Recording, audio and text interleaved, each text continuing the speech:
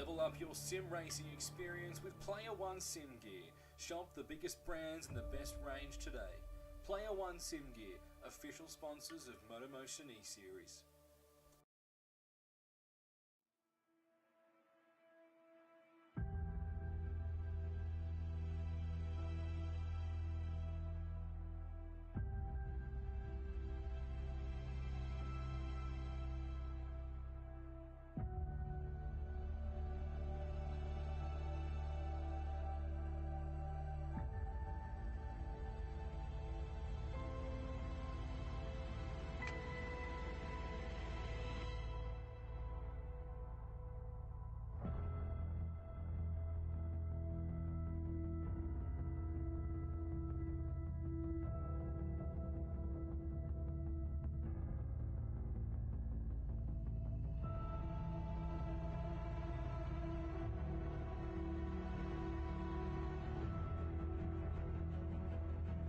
You know what?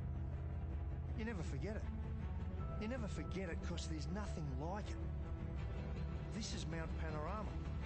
This is Bathurst.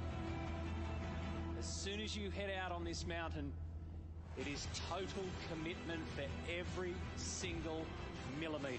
Looks like last cars are gridded up now. If you can't make the judgment call 120 metres into 1,000 kilometres to just be a little bit sensible, don't start the race. The Super Cheap Auto Bathurst 1000 erupts. The charge to turn one. Okay, it's a great corner, second gear. The engine's right in its sweet spot. But remember, whilst you've got to carry mid-corner speed and use that exit curb, you want to get to 100% throttle early, so don't get too greedy. Don't get caught up in the moment. The moment is 6 hours later. Side by side on Mountain Straight. If I can offer you one free bit of advice, every single time you exit the pit lane, you grab your belts and you tighten them. And every other lap you think of it, you tighten them again. And after a pit stop, whether they've changed the brake pads or not, tattoo it under your eyelids. Pump the brake pedal, because if they put the pads in and you forget, Fuel on the road. you're a goner. Yeah, Griffin's Bend, right? It's one of the toughest on the circuit. If you don't get this one right, psychologically, you're gone for the rest of the lap. It's about 260 on the way in, remember, and you've got to knock off 130 k's an hour. But you've got to do that on the bumps on the way in. But let me give you a tip. When you're challenging for Griffin's Bend, either make the commitment or get the hell out of it. We're approaching the cutting. If I can't tell you anything simpler than this, there is one racing line up there. Make sure you're on the tram tracks. There is no room to put your front right tyre even a foot outside of where it needs to be. Oh, the track is jammed. Oh. Idiot, I'm sorry.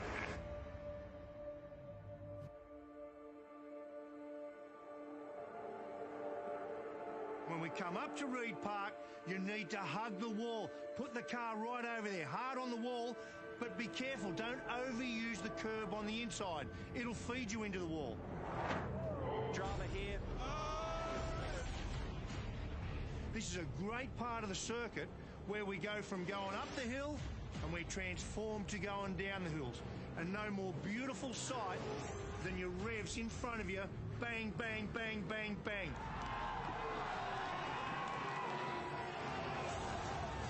So we're out of Reed Park and now we're going to head down to that damn grate, right? It's a horrible, dirty drain up against a wall on the right-hand side of the circuit. Now, the problem here is you've got to commit really, really early. And you don't know, because nowhere in Australia does your front tyre and your car get more downward load than at the grate. You don't know way back then if your power steering is going to suffer it or it's going to give up and feed you into the fence.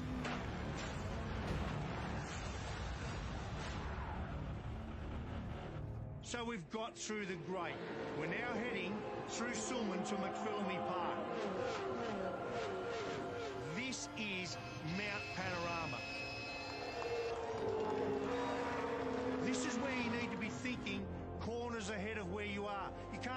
roadway up ahead. But you're going to average from the cutting all the way to Skyline around 200 kilometres an hour. This ain't kids' play. Oh, big moment. So you've got through the top of the mountain, you've done the tough driver stuff. Now, throw that bit away, you've got to be a ballerina. That's the view from Skyline. Go for broke time. You're going to need to dance all the way down through the S's. The descent starts. Until you arrive at the dipper. And when you get to the dipper, yeah, sure, it looks really cool with two wheels hanging up in the air. You can't get the throttle on, can you, with two wheels in the air? Get the thing back on the deck, and the moment your rear tyre hits the ground is the same moment your right foot hits the firewall. Now weave through the concrete walls, but don't get too clever and trying to get an inch away from them. There's nothing to be gained by doing that.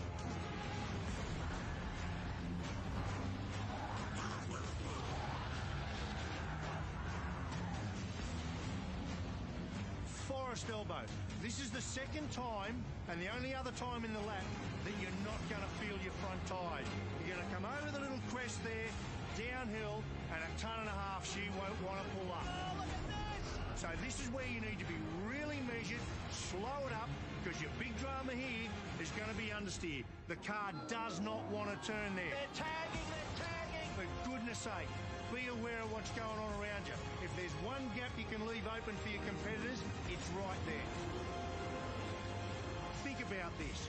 You need to either position yourself out right, commit yourself to Conrod straight and your top speed, or you're going to need to defend, because that is one of the great spots for attack. And if you're going to defend, there is nothing surer you are going to compromise your straight line speed. So if you're going to defend, you defend. You block him, you pull him up, so you get your foot to the gas first. This is wild. This is as fast as it gets. 300 kilometres an hour. Now, I don't care what cars you've driven in your career or where you've driven them. There is nowhere else that you're going to go where 1.5 tons of race car at 300 kilometres an hour actually feels like 1.5 tons of race car at 300 kilometres an hour. And you're approaching what is the fastest corner in Australian motorsport, the chase. You want a tough bit of roadway? That's it. You want to talk about commitment? This is it. You come down here and you'll see there's a metre of tarmac that's been laid down on the left-hand side of that for you to use every single millimetre of it. If for one lap you do not go out there and use that, That is an almighty crash. you're going to compromise your lap time and compromise your result. So you need to use that every lap. And why do you need to do that? You need to get the car around there. At 300 kilometres an hour, do not lift your right foot off the throttle until the car is squared up, and when it is, and only then, you put your foot on the brake and you push it so damn hard that you want to bend the brake pedal. He goes, he's into the side of him. They run into each other. He's blocked out brake. He's going to redress. He's going to redress. Oh, no, they're all gone. This is huge in Australian motorsport. Last corner. So you've got 6 kilometres of the 6.213 kilometre circuit done. Do not get it wrong here. This kid is going to win this thing today. Finish the job right now. Will Davison might get this done. Nothing in it. He wins it by a car lead. So that defines this mountain. That defines this race. Do you want to win it? Everyone wants to win it. If you can't first beat the mountain, you will never win this race.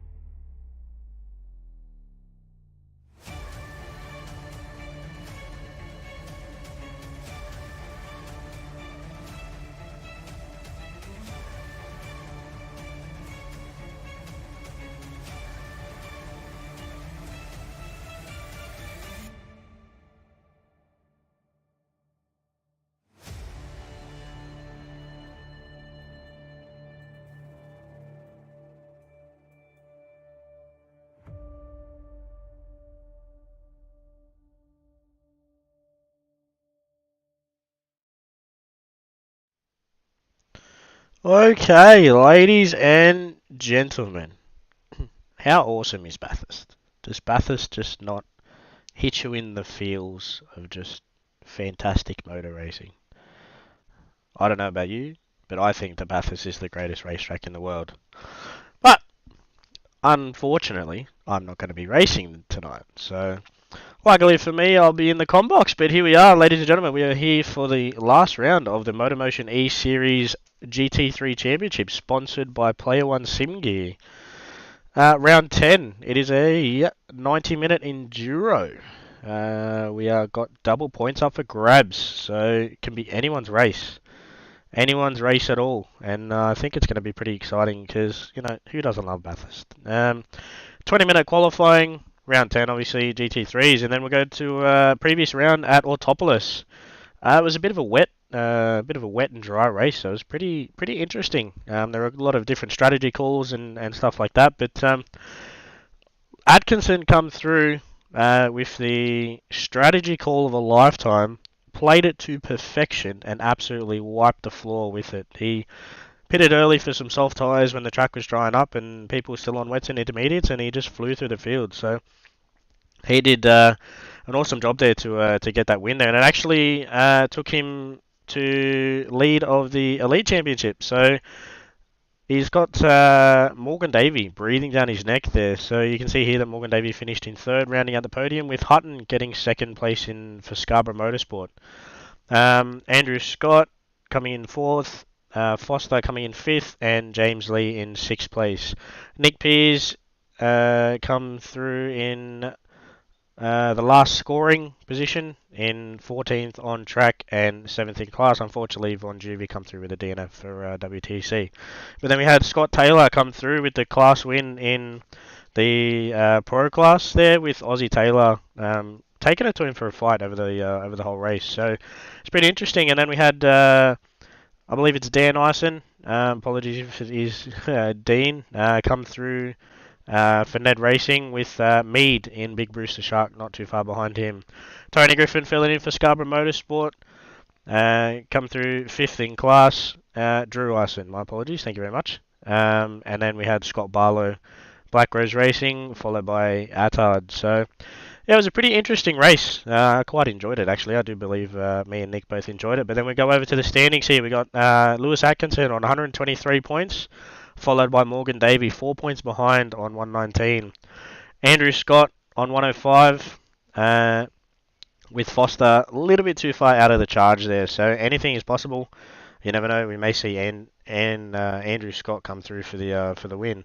Over in Pro Class, we have Scott Barlow out in front on 152. Currently got what would be a 49-point lead there over Scott Taylor. So maybe a bit out of stretch, but anything is possible. So and then Big Bruce the Shark in Mead in third on 106. So Pro Class seems to be pretty settled. It's all to play for in Elite. So the other thing we're playing for is Team Championship. So we've got Scarborough Motorsport on 518 points with 498 points from Gridline Racing in second place. So anything's possible at this point, and we will wait to see on how that will play out. We're at Bathurst, anything can happen. Depends on which car it's going to suit. Diffusion Race Engineering and Black Rose Racing are currently having a bit of a battle here too for third place to try and round out the podium. Unfortunately, WTC-Racing a little bit far out of the order. Now we're going over to the weather. It is a pretty chilly day here in Bathurst on this fine Tuesday night. It is 13 degrees. We do have a mandatory tyre change of softs. And I think I am behind on timing. Just give me 1 second. Oopsie, 1 second.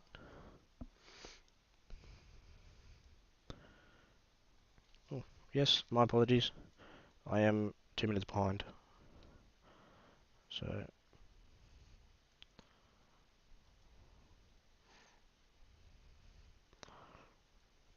while they're starting qualifying, I shall finish here. So, as I said, 90-minute race here from Mount Panorama on soft tyres with a mandatory stop for softs. My apologies. They can use whatever tyres they want. They have all of them in play here due to it being an enduro. Obviously, me and myself and Nick here in the Group A broadcast. Over on Group B, we have George Cooke flying solo tonight, as he does. He does an awesome job. Go over there, give Georgie a fill-in and see how he's going over there. We do have a Drivers' Champions prize here from Player1 Sim Gear, giving each Drivers' Champion a set of mechanical gloves, and I believe it's going to a team as well, if my memory serves me correctly. So, yeah, it was, I'm ready for tonight. I tell you, I'm ready for tonight. What about you, Nick? As always, mate, you're welcome by me in the Combox. It's such a fantastic day. Something about Bathurst just gets me going. Oh, what a bright, beautiful sunny day here on a winter's day here at Panorama Bathurst. Yes, that was a fine introduction there, Ryan. Thank you very much for bringing it all the broadcast, and a thank you to the series admin for putting on that stunning, spectacular intro video. My goodness, the amount of detail and work that was put onto that is next to none. And that's what hypes Mount Panorama for us here tonight at MotorMotion. We are excited. As you said, it is for double points. It is anyone's game here in the Drivers' Championship. There's going to be 4, 5, potentially 6 drivers that are going to be vying out for championships tonight. So it's going to be all hell's bent and go for broke here, because you've got drivers that are going to be coming through that are maybe a little bit further behind the pack. You might have someone in 4th place, 5th place might cause a surprise and take the victory tonight. So anything to play for here. But we had a couple of drivers, especially that are actually leading the Drivers' Championship in both their classes in their respective championships. The Platinum, led by Lewis Atkinson, as you said, by a phenomenal victory, absolute class victory. But he's going to be hampered a little bit. The Aston is not very speedy around this 6.213 kilometre circuit, where it does lack a little bit of top end. It's good through the corners, so it might handle nicely towards the uphill section. Might be able to keep the foot on the floor flat compared to the other cars that have a little bit too much power, but then it just compromises itself going up Mountain Straight and then down the hill on Conrod. And then as well, you've got Scott Barlow in the Gold Championship. He had a bit of a tough race last time out at Autopolis, so really a bit of a surprise there. So I would have expected Scott Barlow to be up towards the pecking order. He was actually on pole position in his class as well, and unfortunately he dropped well down the order at the end of the race, finishing second last in class, and that is a huge points loss that he had on Scott Taylor that actually won Autopolis for round 9. So Scott Taylor picking up crucial points where Scott Barlow potentially should have sealed the championship here. But it is for double the points. As I said, there are plenty of drivers to come through and have a bit of a play around and make sure that they get themselves right up the pecking order here tonight. And yeah, like you said, Ryan, it is going to be an absolutely amazing occasion here to have all 14 cars here tonight. And I'm very excited to be crowning a championship here, a championship in both classes. 90 minutes of fun, 90 minutes of our favourite track here at MotorMotions, and what a way to sign off the season for you for the first season of the Player1 GT3 Championship. Yeah, getting back to Lewis last round, and same as Scott Barlow. I think Scott just had a little bit of an abnormal strategy call there. I don't think his team was kind of prepared for the change in weather. So from what I can remember, I think he was still on the mediums or on the wets or intermediates when it did dry up, and he just got caught out pretty massively. So yeah, it was a bit unfortunate, but yeah, as you said, the Aston Martin may be a little bit hindered, but in the hands of Lewis Atkinson, mate, anything's possible. He's, from me, joining us over at the Trackstar Series in the Le Mans Championship, the 8-hour there, plus from what I've seen over here at MotorMotion for the Player1 GT3 Championship, he can steer a car. Especially that Aston. That Aston is a definite beast to handle, and he does it absolutely phenomenally. So I'm sure that he'll be trying to get as many points as he can for that NED Racing team. But yeah, look, finales are great in themselves, but just for it to be at Bathurst, I'm happy to be here. I'm happy to be here. You know yourself.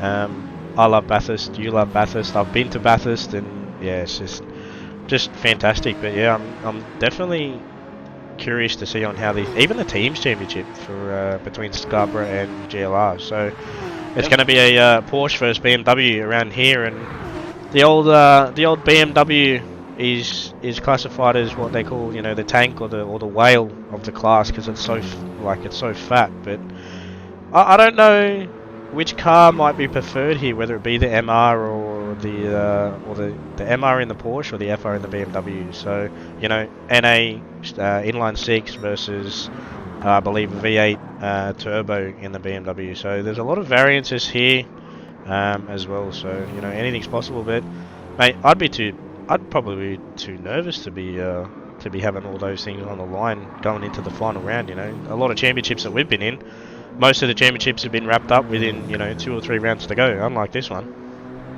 Yeah, absolutely. We did see in the previous broadcast last Saturday in the Track Racer TCR Cup, we saw the Cooke driver development team that was led by Andrew Scott in Ando 787 and his teammate in Mick Hill and Disposable Hero. They've already sealed up, or Andrew's sealed up the Drivers' Championship, and his team alongside Mick Hill has wrapped up the team's title. So only Mick Hill has one more to go at Watkins Glen to try and seal the deal for his team. But yeah, you know, you put Ando, for example, he's 3rd in the championship. He's not far behind Lewis, and you know, double points. If you take the victory compared to 2nd place, I think it's only a 10-point buffer that separates between 1st and 2nd place. So even if he comes through, if he puts on the win, and then both Atkinson and Davey really struggle, you know, we might be seeing a driver come from 3rd to 1st, and that'll be something that we haven't really seen in the scenes of GT3 racing, especially even throughout the supercars history. I don't remember seeing too many drivers coming into the last couple of rounds of a Supercars Championship where the guy in 3rd or 4th place is coming through the back and putting on stellar performances, and then all of a sudden winning the championship on the last round in the last race. Is absolutely incredible. The only thing I can remember was the 2021 Formula Championship at Abu Dhabi. It all came down to the last lap. It was what set up to be a finale of both Max Verstappen and Lewis Hamilton on equal points, and all it came down to the final lap, and whoever won that race won the championship. And my God, and I think something like that can happen tonight with Scott in 3rd place. I wouldn't even rule out Robert Foster. He's a little bit further behind, but like we have said, it is double the points. He's currently sitting P2 on track, right in the slipstream of Andrew Scott as Ando pulls out of the way as we see him come through Brock Skyline through the S's and then into the notorious dipper here with a car. You just lose all sorts of ability to control the car, slow the car down. There is no point of return. If you make a mistake, you are off, and we've seen plenty of mistakes there in the real world supercars. Yeah, well, obviously, you know yourself from doing enough driving there. When you come through the S's, you know, you're at Skyline, you're at a peak of, I think it's 174 meters or 147 meters between the start line and up at Skyline, which is the highest point. So coming into the S's, the track just completely drops off. Coming into the dipper, you just lose that left front, which ideally, coming through a dipper in the left-hand corner, you want to be using that left front. So yeah, you just essentially kind of try and, you know, get off the accelerator, let the car float through the corner, and then get back on. But yeah, you know, anything's possible with Foster here, but we'll jump on board with him for a lap and see how he manhandles this lovely BMW M6 here from Diffusion Race Engineering. So sit back, relax, and take a little look at this fantastic 6.213 kilometer circuit in the hands of Foster.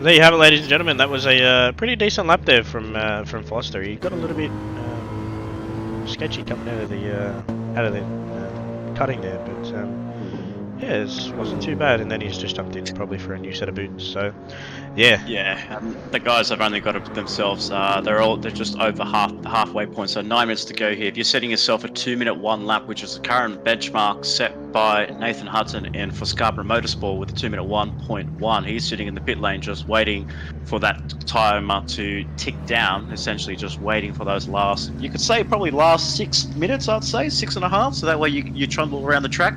And then you potentially get 2 hot laps, especially with these cars that have actually gotten heavier since the game patch update that's happened a few months ago, where the GT3 cars are kind of more or less resembling the real world GT3 lap times here around Map Panorama. I'm not so sure about you, Ron, because you've been to 12 hours on multiple occasions. What are you actually seeing the difference in lap time with the GT cars here compared to the real world cars? The Porsche from what I'm looking at here, they're pretty on par with the real world stuff. Like, I think Chaz Mostert set a 201 back in 2022 to get pole position in the Audi. I think he did a 201.5 or 6 or somewhere around that. So yeah, look, they're pretty on par. I guess it's just kind of going to come down to driver capability. But yeah, you're pretty on par with that 6 minute roughly there. You know, you want to leave yourself enough time to get an out lap, and then, you know, if it was me, I would allow 2 laps just in case, you know, something happens and then I burn a lap. So yeah, 7 minutes 45 to go, and Hutton's come out here, so he'll run a little last stint here, and you know, we may see him drop into the 2 minutes there. He's just over a tenth off the 2 minute barrier, so you know, that's one little tiny slide or something like that. But yeah, he's currently got a 4.5 tenth gap over Morgan Davey. But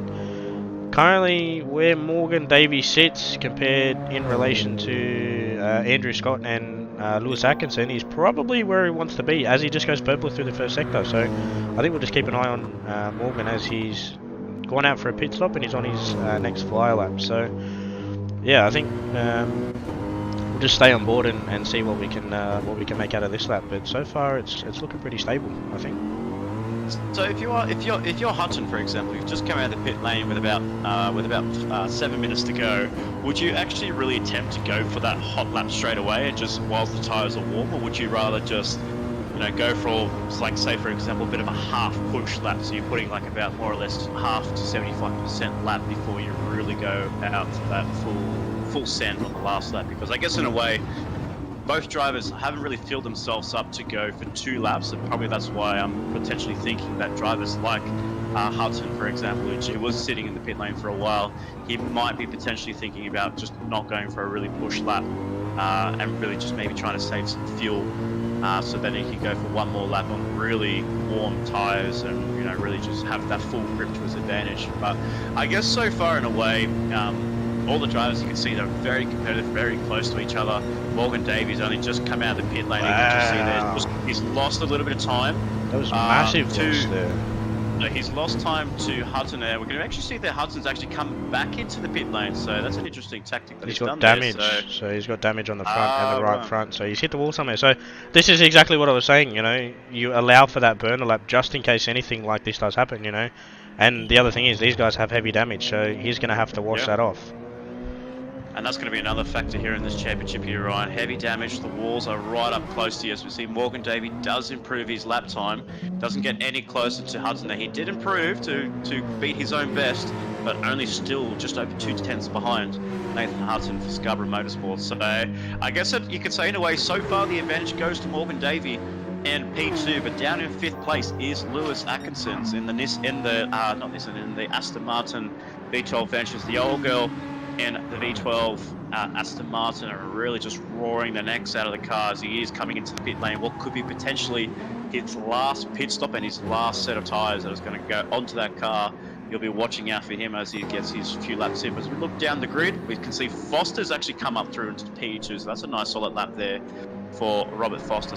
And then a very good start there for the man in Diffusion Race Engineering, who are still in a good contention to be holding on to be taking out P3 and the driver in the team's championship as well. As we can see, Ison has put in a very nice time for NED Racing, sponsored by NED Whiskey, in 7th place, currently provisional pole position in his class. So that's very, very good for Drew Ison and NED Racing. So hopefully he might be able to inspire some sort of give some sort of inspiration to Lewis down in 5th place. And then we have Shane Addard. So this is actually something I wanted to really strike upon, because with no pun intended, I can see Nick Pearce.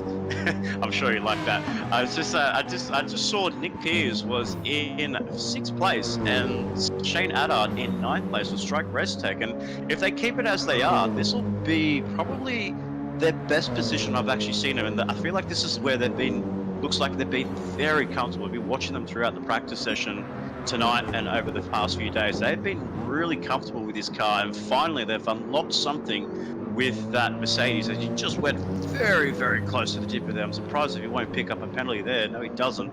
So very fortunate for Nick Pearce. But I'm actually very surprised on how much they've progressed here in this round. And with Nick Pearce only, I believe, 1.5 behind Nathan Hudson in 1st place, you could still say that's a very solid effort for both drivers at Strike Racetech. Yeah, I was actually just thinking to myself, they're doing well at the moment.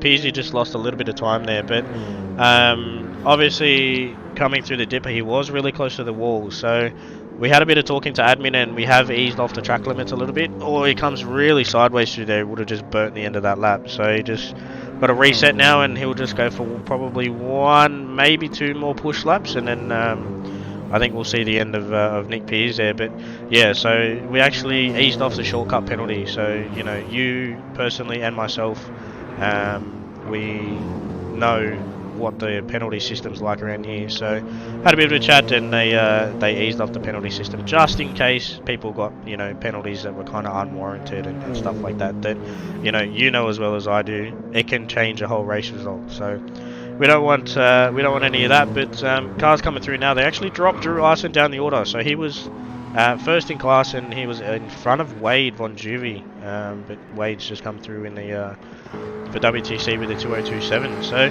I'm actually quite intrigued. He's actually still first in class. The top 7 are all elite drivers. Yeah. So Drew Ison's still first. Shane Addard second in the gold class. So the 2 boys up in 1st and 2nd place, not really fighting for a championship. Not even especially PJ Mack and Peter McKenzie for Scarborough Motorsport. So he's back on his return here, as we had Tony Griffin last time out filling out in that Porsche. He had a very strong run at a top of from memory. He had a very strong run in the wet conditions, and it was actually, I think it was at one point one of the faster Porsches compared to his teammate in Hudson, his experienced teammate in Hudson. So very, very, very positive for the man that filled in. But one name I'm not seeing up the pecking order here. I'm not seeing 2 drivers that are in contention for a championship, Scott Barlow and Scott Taylor. So they're well down the order here, and as we can see there, Scott Barlow's just come through the timing sets. It hasn't registered, so he may have just matched his sector times there in that 1st sector, which is essentially just exiting Hell Corner and then going up the mountain straight. Rosie Taylor's run out of fuel.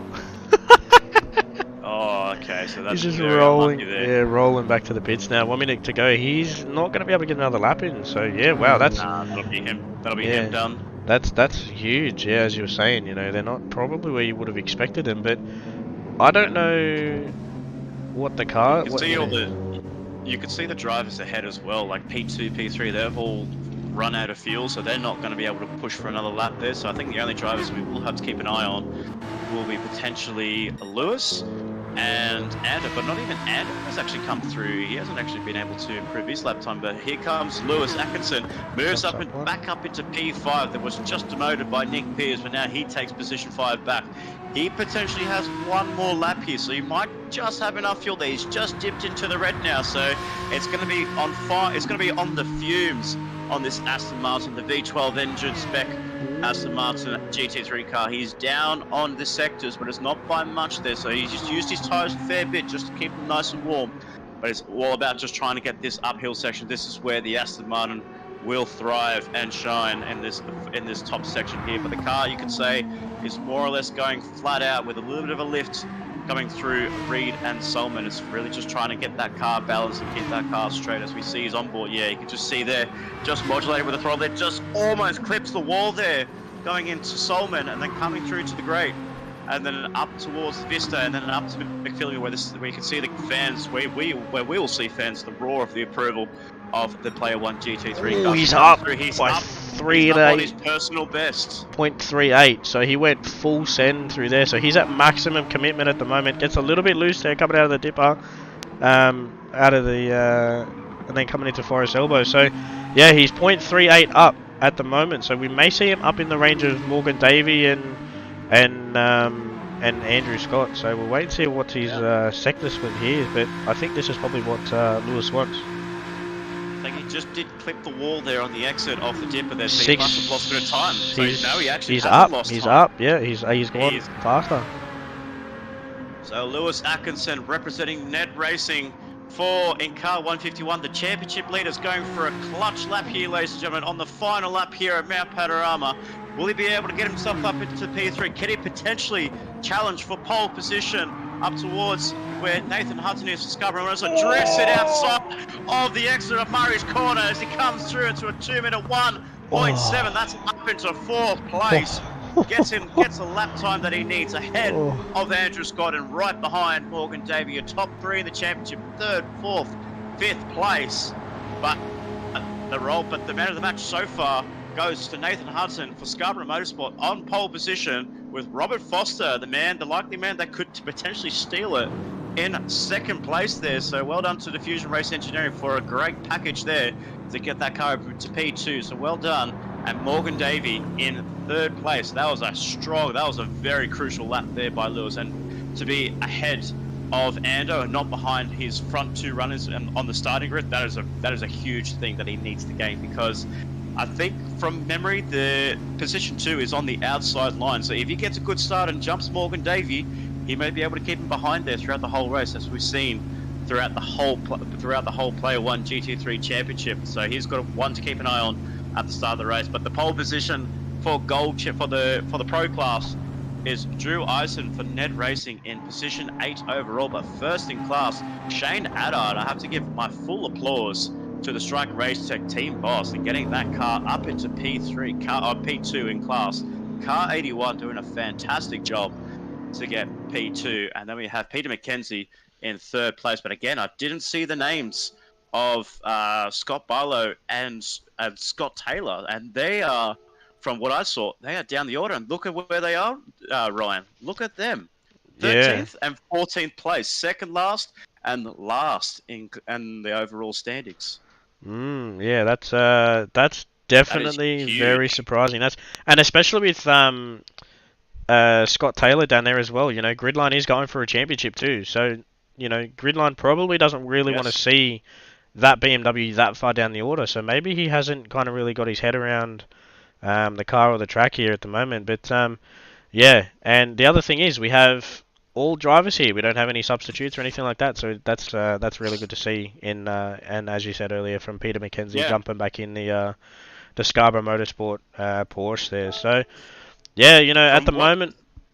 Actually, I will say, I do apologise. One attendance that is actually missing is Jimmy Lee, the Black Rose Racing driver. I've only just noticed that now. So Jimmy Lee in car 79, I believe, is not here tonight. So it's only Scott Barlow. So 3 out of 4 drivers of Black Rose Racing, obviously not into any contention of this championship, and in the team's championship and drivers, especially for Jimmy, not making an attendance there, so that will really hamper their progress, as they are sitting 4th in class. Right behind them is WTC Racing in 5th place. While they have all their drivers, they might struggle, they might drop back into P5, but we'll wait and see. But yeah, I'm very surprised there with Scott Barlow down the order. Even you have to think about Glenn Mead. He's not too far behind in the championship as well. He's only, looking at memory, 46 points behind Scott Barlow.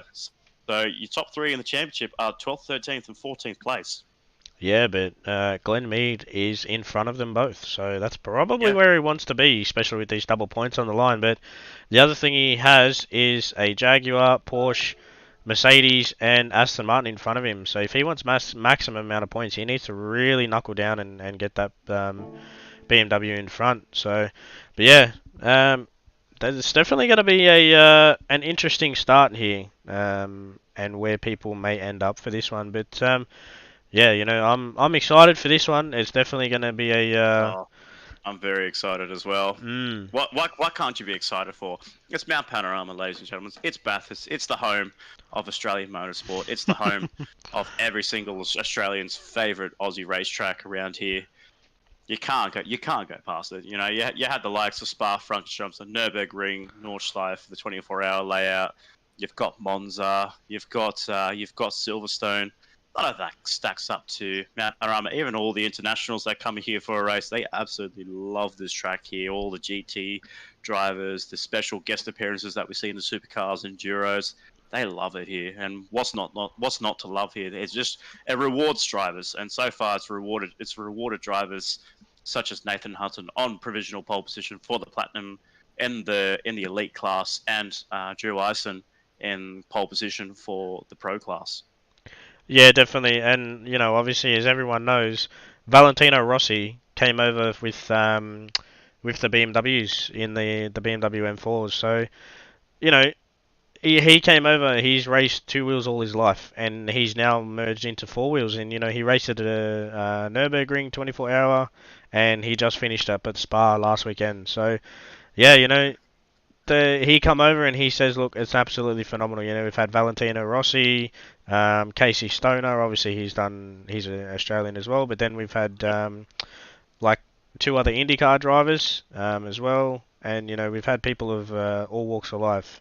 And yeah, they still say, I think majority of them say behind the Nürburgring, Bathurst is next best track. And they race at Spa, as you said. They race at Spa. They race at Monza. They race at Silverstone. They race at top tier tracks that the F1 go to, and they still say that Bathurst is one of the best tracks in the world. And believe it or not, some people might not know this, it is actually a public road when racing isn't on. So two-way street, 60 kilometers an hour, speed cameras, police going around it, everything like that. So yeah, it's definitely an interesting one. But yeah, I'm excited this 90-minute race, and the other thing we've got to put into this is strategy call too. What tyres are people going to use, and fuel saving and fuel usage, fuel management. But another thing I'm looking at, there's a tailwind going into the S's, so that's probably not what you want. Especially there, it might unsettle the rear of the car coming in there. So then you've got to be on and off the brake, settling the car down and stuff like that. So that may play into cards as well. Dirty air, slipstream, plus the wind. It may cause a bit of havoc. So yeah, I'm excited to see these first lap shenanigans, but we got 1 minute to go, so they've gone 1 minute. Cars are already gridded up in the pit lane, ready to go for their sight lap to the grid, and then we'll be underway very shortly. But who's your prediction for this one, Nick? Oh man, it's always a hard one here to get around here. I would like to say for someone that doesn't have anything to lose, I'm gonna have to put my placings on Hutton in first place, but I guess in a way I can't go past my good mate and Lewis Atkinson in fourth place. So I'm waiting for a surprise for him to happen. Watch him at the start of the opening couple of laps. He'll be really applying the pressure on Morgan David. I actually just remembered it's an actual rolling start, not a grid start. So it won't be starting on the outside. He'll be tucked in right beneath the rear wing of that Mercedes-Benz AMG, the 2016 modeled version, and going up against a car that you really need slipstream, so a car that really lacks that straight line speed. He really needs to use Morgan Davey. Actually, I guess in a way, you have to try and work with the driver in front of you. You have to really try and work with them, maybe do a bit of bump drafting, maybe try and gain some positions. And I've seen his progression throughout the whole Player1 GT3 Championship that he doesn't really go for moves unless he needs to. He always works with drivers in front of him, so he knows Morgan Davey very well. They're very good close friends. They race each other in all other league races, and they both really work well together when they're working with each other, trying to get through the pack, and really just try to put their cars up towards the front. So it's going to be a spicy championship in the Platinum Championship. But for the last time here at MotorMotion E-Series, We are here for round 10 of the Player1 GT3 Championship, where Lobby A is commentated by myself, Nick Pautasso, and Ryan Palmer alongside me. Go check out Lobby B, where George Cooke is calling all the action for the Silver and Bronze Championship as we're about to go lights out for the final time. And we are green flag racing. Hudson will lead the pack of 14 GT3 cars into turn 1. Up through Hell Corner for the first time. Takes the corner very nicely with all the cars following right behind there. All clean and all simple there. You don't want to make too many moves on the opening lap there unless you go really, really deep on the brakes there. But it's cold tyres at the start here, Ryan. You have to really start to think about warming up those tyres as early as possible, because a run through the top of the hill and then going down the hill is going to be very important. Foster is staying with Hutton in second place. Davies actually put a few car lanes between him and Lewis, and that's going to be very important for Davey to keep that gap over Lewis Atkinson. But you can see there, Lewis is very supreme under the brakes there in the old Aston Martin V12 Vantage. But we can see there so far the pace advantage looks towards Morgan Davey. Looks like he's got these tyre pressures in the right spot, in the right working window. He's in third place. Andrew Scott in fifth seems to have dropped back a fair bit, so he's down in fifth place, but dropping well back behind Lewis, who is a championship contender for the Platinum Championship. He's in fifth place. Nick Pearce in sixth, Bon Jovi in seventh, and so far leading the way in the pro class for the Gold Championship is Drew Eisen. So a nice clean start by everyone there. Not too many mistakes on the opening lap here, because I guess you could say in a way, Ryan, as you make the mistakes on the first lap, you will suffer, and it is a very long race, 90 minutes around here. You make a mistake, you pick up some damage, that could be the end of the race at the end of the first lap. Yeah, I have done that in the past, and it was definitely not a fun experience. So yeah, they just looks to me they've just settled in a little bit of a rhythm and settled in with each other, and they were doing as best they can. But going back to your prediction on race win, I'm going to have to go with a bit of an underdog here and put on Foster in Rolls. So, you know, he's sitting in second at the moment. He's got Morgan Davey behind him, but I think maybe that BMW may play out into the hands of him. But just when I was scrolling through the grid, it looks like everyone's still on soft tyres. So they've gone into a full maximum sprint mode at the moment here for this first stint. So I'm not too sure what the tyre life is like and how long they last. I'm probably predicting the softs to last roughly nine laps or so. So yeah, and then, you know, we may see a short stint, then fill up for fuel, but yeah, anything's possible. So I'm quite intrigued on how that's going. But Morgan Davies put a little bit of a gap here on Lewis Atkinson. So Lewis is really wringing the neck out of that old Aston Martin. And if Kaz is listening, mate, can we please have an update of Aston Martin? Because I think the V12 Vantage back, what's that model? The 2008, I think it is. V12 Vantage is a little bit outdated, my friend. So yeah, if you're watching, please, can we please have a new Aston Martin? But you know, I'm not going to get rid of the Aston because it is the old faithful, and I do quite have a soft spot for the Aston. Yeah, absolutely. It is a very nice car to drive, and you know, it handles very nicely. I've talked to Lewis in the background. He absolutely loves the handling on the Aston, as we can see. His teammate Andrew Eisen, first in class, is actually putting pressure. So there you go. So the first driver to cop some damage here, Nick Pearce for Strike Racetech. What looked to be a very strong qualifying in P6 is limping through with some front right suspension and front splitter damage. He's going to be all sorts of under pressure from Drew Eisen. He's probably going to have to concede that position to Drew Eisen as he's coming down into the chase. And he's not going to give that position yet there, so Eisen not close enough. So I wonder what Nick Pearce is going to do now. Will he pit or will he have to stay out? I mean, it's a long race here, Ryan. You don't want to be making pit stops too early, and I think he's just staying. He's going to stick it out. He's going to run to plan A.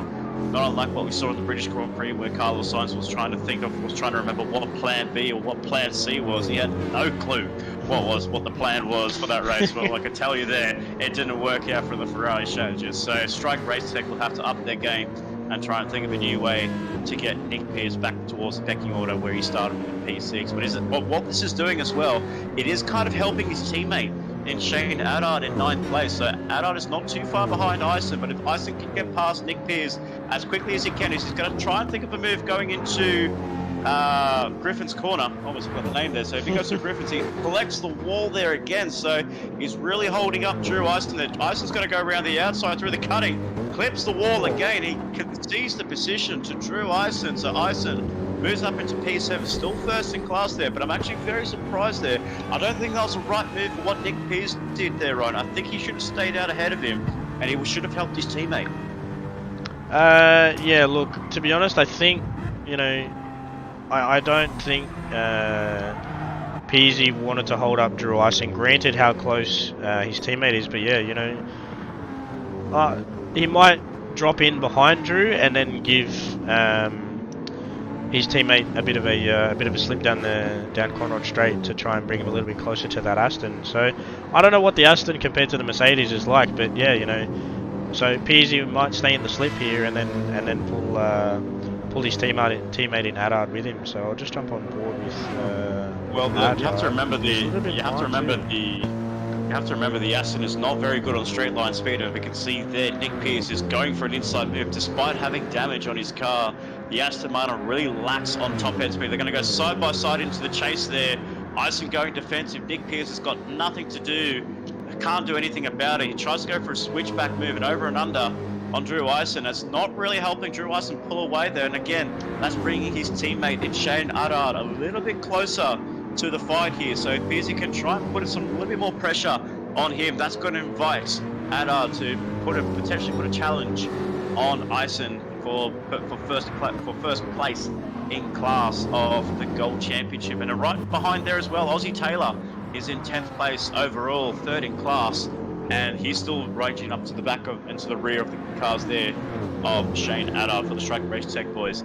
But yeah, as you're scrolling down there, Ryan, I'm still not seeing too many progressions there from both Scott Barlow and Scotty. They're still in the same positions, and the crucial thing is Glenn Mead in Vic Bruce Sharp. He's made a position over Peter McKenzie, and like I said, he's only 46 behind there. If he gains more positions while the other two don't, they're going to be in big trouble here at the end of the race.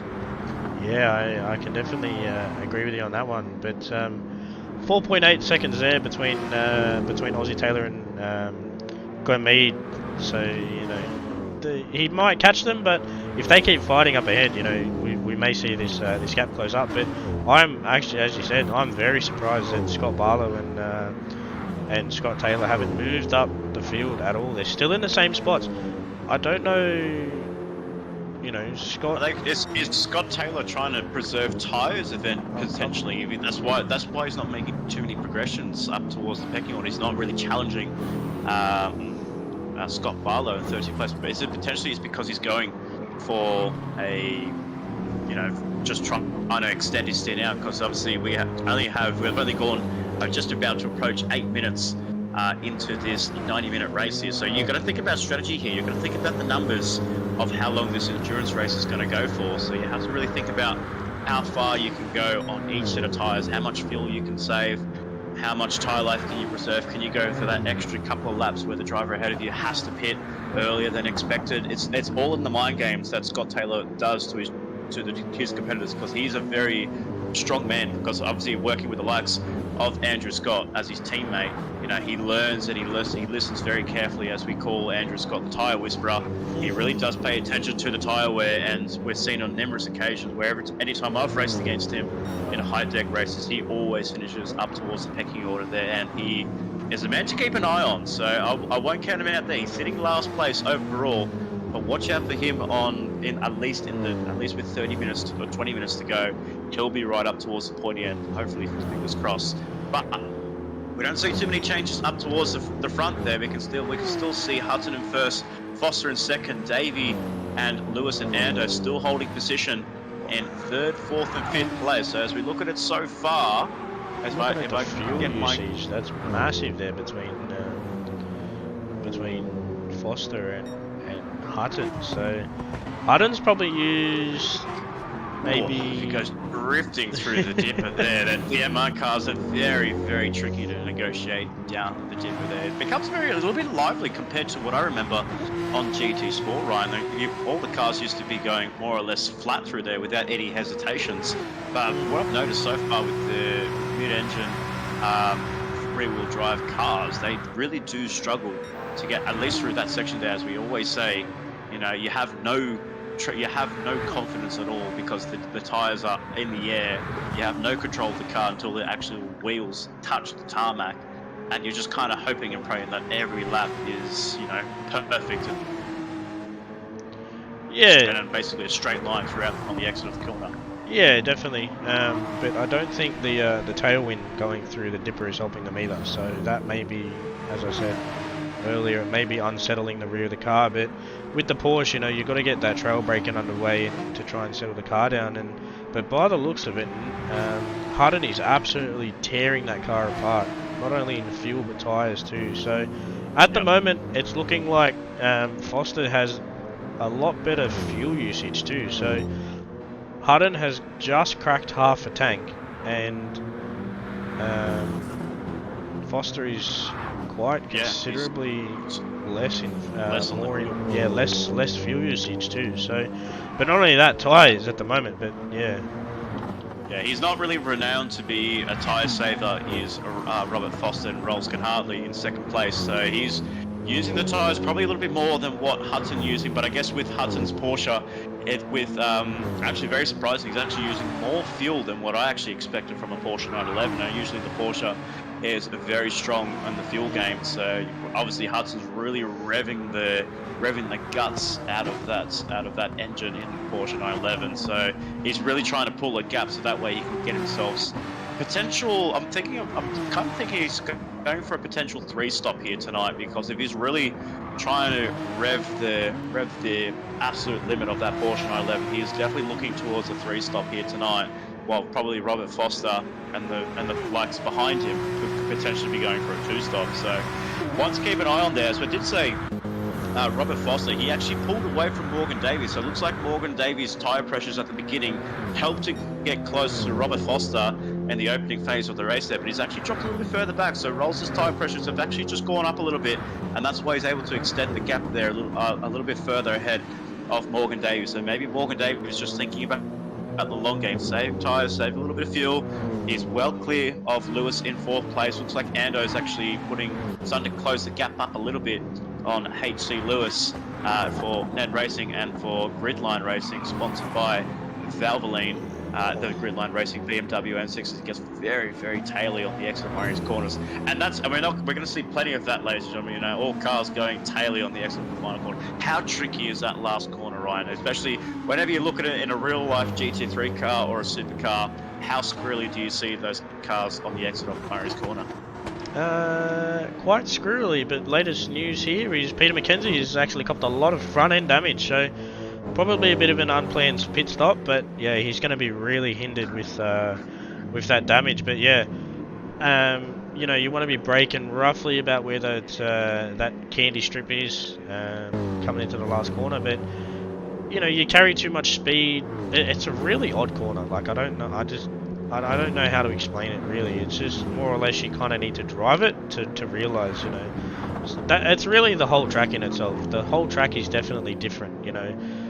Bathurst itself has everything that no other track has in the world. You know, the gradient changes, the off camber, the single race line, but then maybe you might be able to stretch too wide if you have the confidence and the trust in your car. Like just here, you know, where Scott Taylor's going out, the car drifts and moves to the left in person. So that's why we've always seen cars hit the wall on the left hand side. You know, you don't get the car pointed, it'll just drift you to the left, and you'll just smack the wall. Same as here, you know, you don't get it far enough left, turn in too tight, you hit the wall. And you know, we've seen that with Chaz Mostert back in 2015 here, coming down through this section. So he come in here, he turned in too tight on the left and then hit the wall on the right. So you know, it's not hard to make a mistake, but when you make a mistake, it can definitely can bite you. But everyone found, he actually admitted the reason as to why it happened. So the actual paint on the wall, where it goes from white to black, you can actually see. I'll jump on board with Peter McKenzie here. So if you keep an eye on him coming through this section of this next left-hander, the paint on the wall will go from white to black. So where it flinches from white to black, he thought that's where the track went because it was very shady.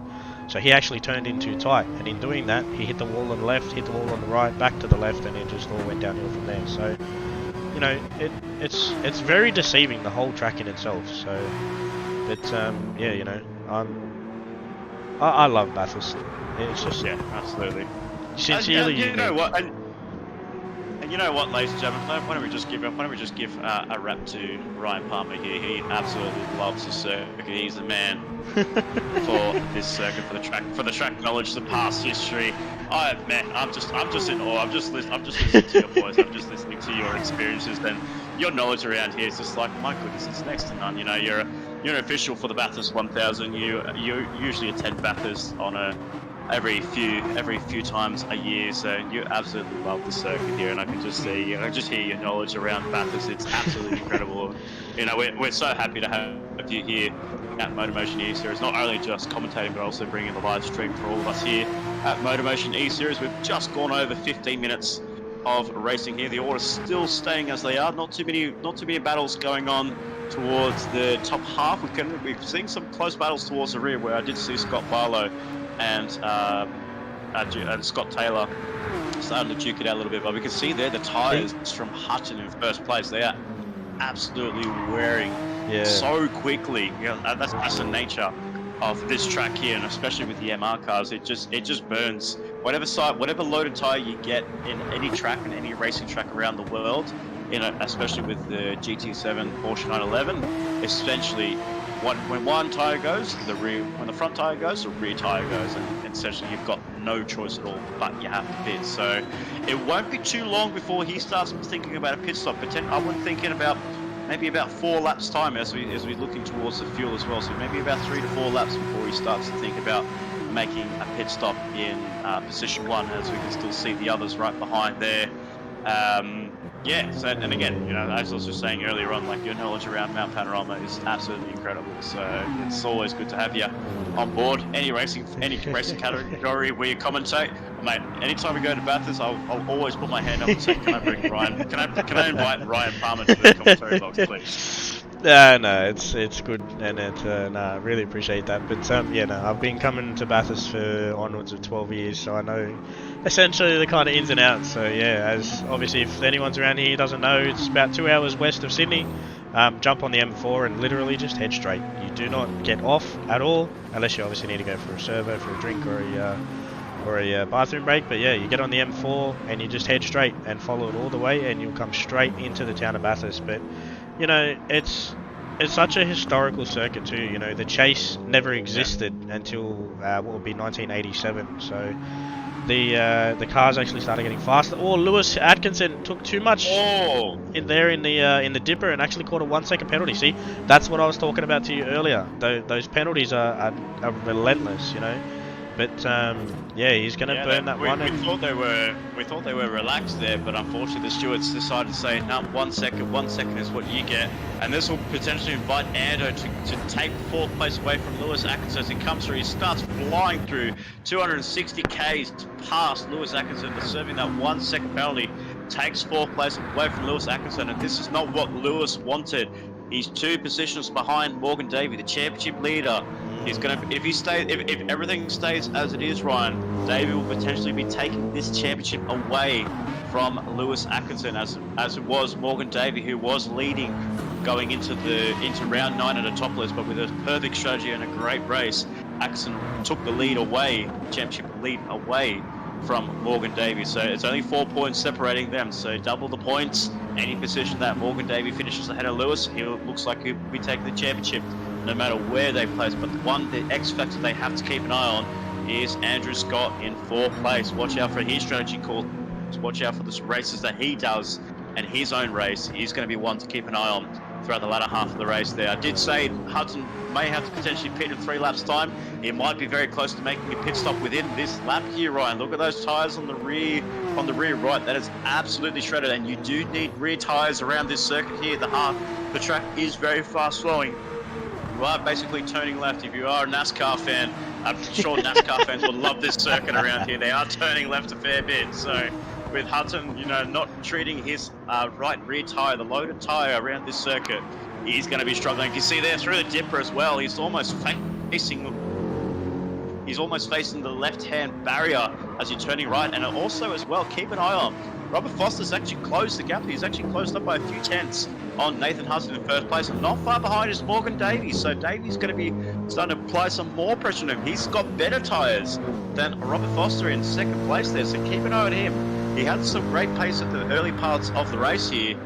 Looks like Hudson's going to be coming into the pit lane potentially at the end of this lap, if not one more lap maximum.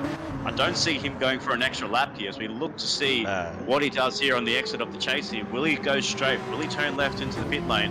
It looks like he's going to be holding on for one more lap here. So this is going to be a very risky strategy for Scarborough Motorsport, because not only does he have to think about the race victory, he has to think about the team's championship here, Ryan. He has to think about doing it for the team. He needs to get the points for Scarborough Motorsport, and I guess taking a risk call here, running one more lap on really worn tyres here, is a big strategy call for car 47.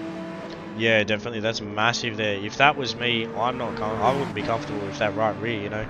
That's loaded quite considerably, and that's the reason why you can see him coming up there into Griffin's Bend, just wiggling the car, making sure his brakes are still there, and settling the car down. But yeah, it's loaded essentially from pretty much here all the way over the top. So yeah, that's a massive strategy call. He's really easy on the accelerator. You can see him drifting. Yeah, you can see him. Watch his inputs there on the accelerator coming through. He's really careful. He's just not putting too much power there.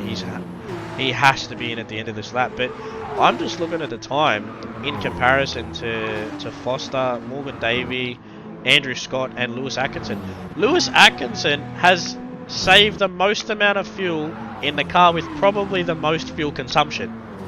Yeah, and the Aston Martin's not really known to be one for fuel saving. It's absolutely incredible. I don't know how he's done it, but he's done it, and he's doing so well. He hasn't actually dropped off from Andrew Scott behind as well. So, as much as I said I wanted to keep an eye on Andrew Scott in the Gridline Racing 787 as a potential threat, you have to think about Lewis Atkinson. He's saving tyres, he's trying to go for a longer strategy, but look at those tyres on Hudson's. That rear right is gone, but look at Foster, look how much he's closed up, right. That gap at the start of the lap was just over 2 seconds, and now that is down to 0.8 of a second, 0.6 now coming into the on the exit of the chase here. Hudson's certainly coming into the pit lane at the end of this lap there. You can see the car turning left into the pit lane. Does Foster follow him? No, he doesn't. It's a smart move there for Foster, and he's also run out of fuel there, so he's timed, you could say in a way, he's timed it perfectly on the fuel and the tyre numbers, but that is a very risky call to go one extra lap here. As we can see there, Foster potentially could go for another lap. We see Ando coming into the pit lane as well with some, I would say, actually not too bad tyres. The fuel, I would say, would be a little bit questionable. Could go for a potential he could have gone for another lap there, but I'm guessing he's just trying to follow the leader. Maybe thinking about what the leader's doing here tonight, whether the leader's going to try and go for a 3-stopper. And I think this is the perfect time that drivers will be thinking about that 3-stop, because they're not even at the half, not even at the third wave mark here, right? They're not even an hour to go. So we're about 23 minutes to go, 23 minutes into the session rather. So yeah, I don't know. Like they could potentially be thinking about a 3-stop here. Yeah, look, at the moment, from where I'm sitting, Niff in Hutton would definitely more or less be going for a 3-stop. To me, around here, I know the pit times, it's like a pretty much nearly a 1 kilometer pit lane. So you're looking at a 30-second, anywhere up to 40 seconds, add pit stop, fuel tyres, you're looking at 30, 40, nearly 50 seconds extra. So at the moment, he's sitting here 32 seconds behind Foster, so he was 6 tenths behind going into the pit lane. So that's a 31.4 pit lane pit stop seconds, so 31.4 seconds, and he's just lost a tenth there. But for me, I think the person at the moment, I reckon Lewis is aiming for potentially a one stop, maybe more or less, depending on how the tyres hold up. I don't think a one stop would be viable though. He's only gone. We're about 24 minutes into the race there. He's quite low on fuel. He's quite low on tyres. It is a 90-minute race here, ladies and gentlemen. We stepped away from the hour of racing that we had throughout the whole season here at MotorMotion E-Series. We've gone into enduros, and yeah, we've gone in for an extra 30 minutes of running here, so it's going to be very crucial here. Nick Piers, I'll still give my credit to him. He's still running out there. He's still got damage on his car, and he's doing a fantastic job.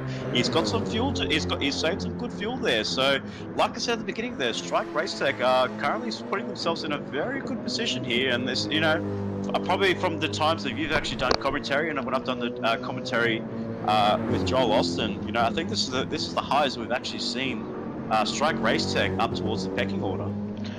Yeah, well, for me, obviously, my first round was Daytona, so I've done Daytona and Interlagos, and then obviously now Bathurst. So, yeah, we saw Nick Piers and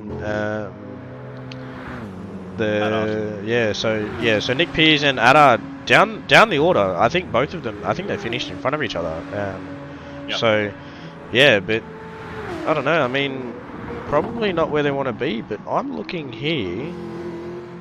So come into the pit lane as well as Aussie Taylor in 11th, 12th place. So Scott Taylor as well come into the pit lane as well. So again, another interesting call there for Scott Taylor. I would have assumed that he would be moving up towards the front, but we can see there Glenn Mead in 8th place. So he's running, I believe, second in class there. Yes, that's correct. So Adad is now the race leader of the Gold Championship.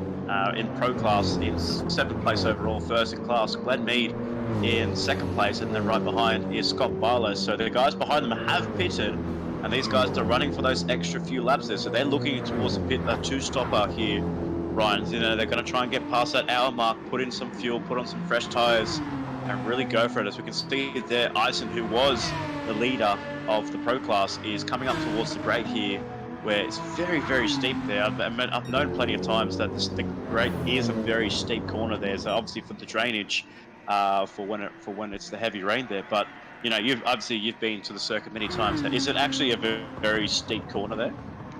It's anywhere between 6 to 10 foot difference between the entry to the grate to the exit. So where you stand, it probably drops anywhere between 6 to 10 feet into there. So that. None of the games or simulators or anything that people do can really gauge on how steep it actually is. So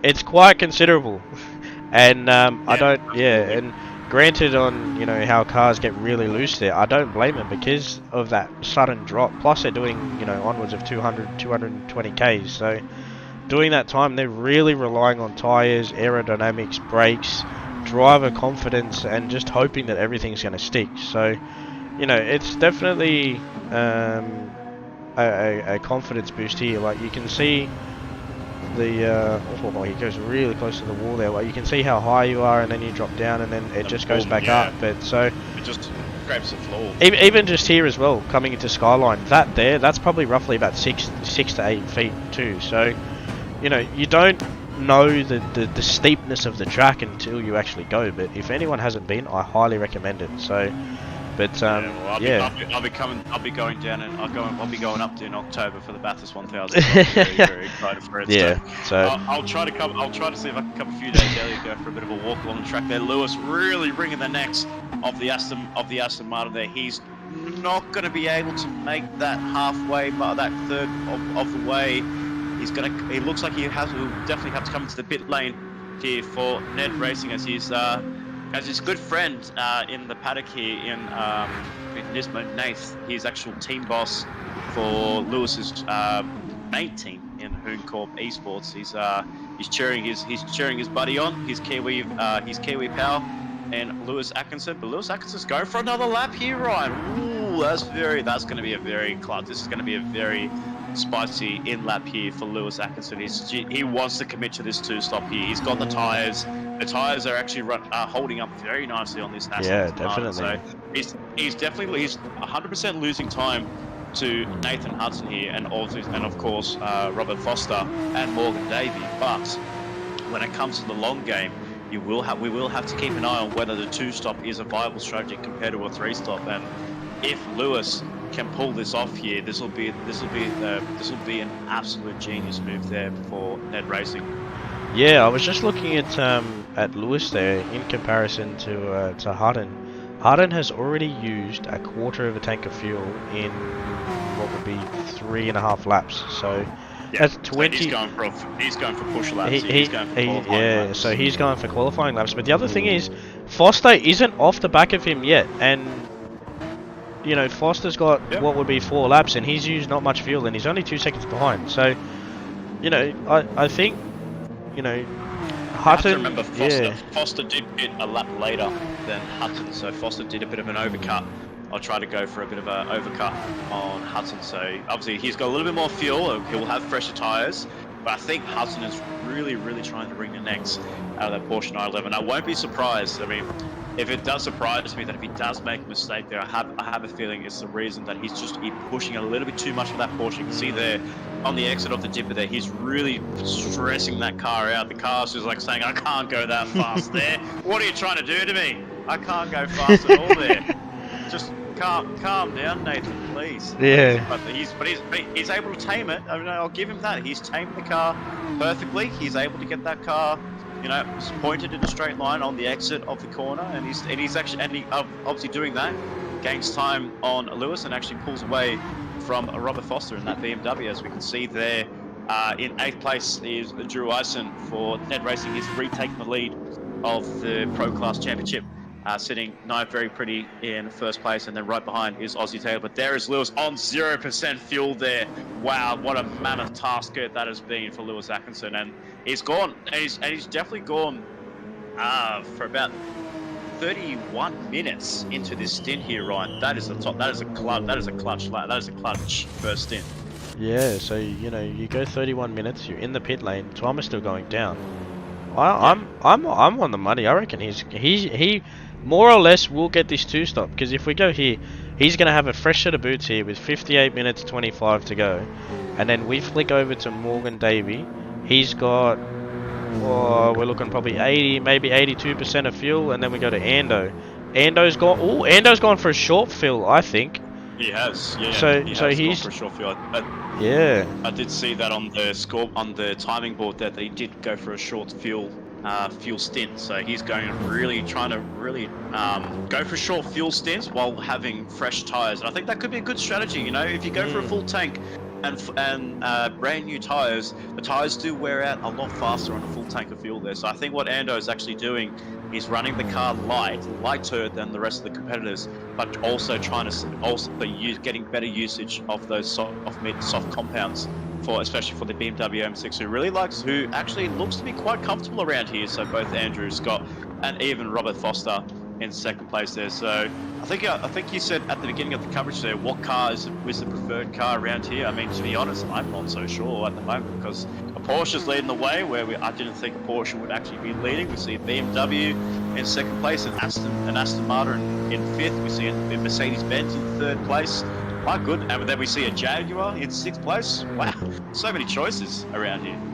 Yeah, I'm probably with you on that one. I definitely didn't expect to see a Porsche in 1st, but I think the BMW did succeed around here when they did come in the M6 variant. So I think the V8 turbo is definitely benefiting from that. But you know, the other thing is, it's a very similar body shape to the Merc.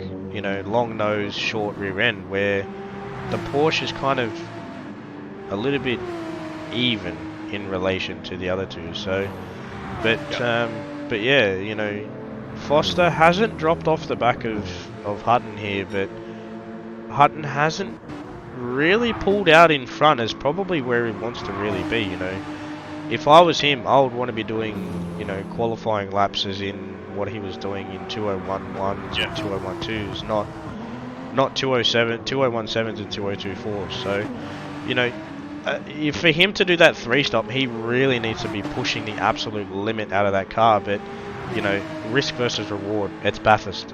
The mountain always wins, as we've seen already previously with 2 cars getting damaged. So, you know, yeah, it's definitely an interesting one when strategy comes into play. But, you know, I'm definitely kind of, I don't know if it's intrigued or confused or what's going on, but yeah, I don't think Hutton is in probably the best state at the moment to pull off this 3-stop. But we'll definitely be keeping an eye on Hutton towards the end of the season. Versus Foster. This is going to be coming towards the end. This is definitely going to be something that we're going to be looking at between these 3 here. So yeah. So I think for a feeling that I think Robert Foster's actually closed the gap a little bit to Hutton. I think they're more or less the same there. So they're basically trading lap times between the pair of them, and even Morgan Davies right behind there. So very, very stalemate between the top 3, and that just shows some great pace that all 3 drivers have around this 6.213 kilometre circuit that is Mount Panorama Bathurst. And, you know, they are really pushing these cars to the absolute limit there. I can just see there down the order there. I just saw Lewis drop down to 6th place there. So something's happened to Lewis. He's got damage. He's got damage. So Lewis has got damage. He's got front spinner damage. Just something happened there. Beforehand. It's happened over the top. So that's very that's a mistake. Massive mistake there. So now this comes into play. You know, does he pit for damage? I think I'd probably run 1 or 2 laps, see what my time loss is.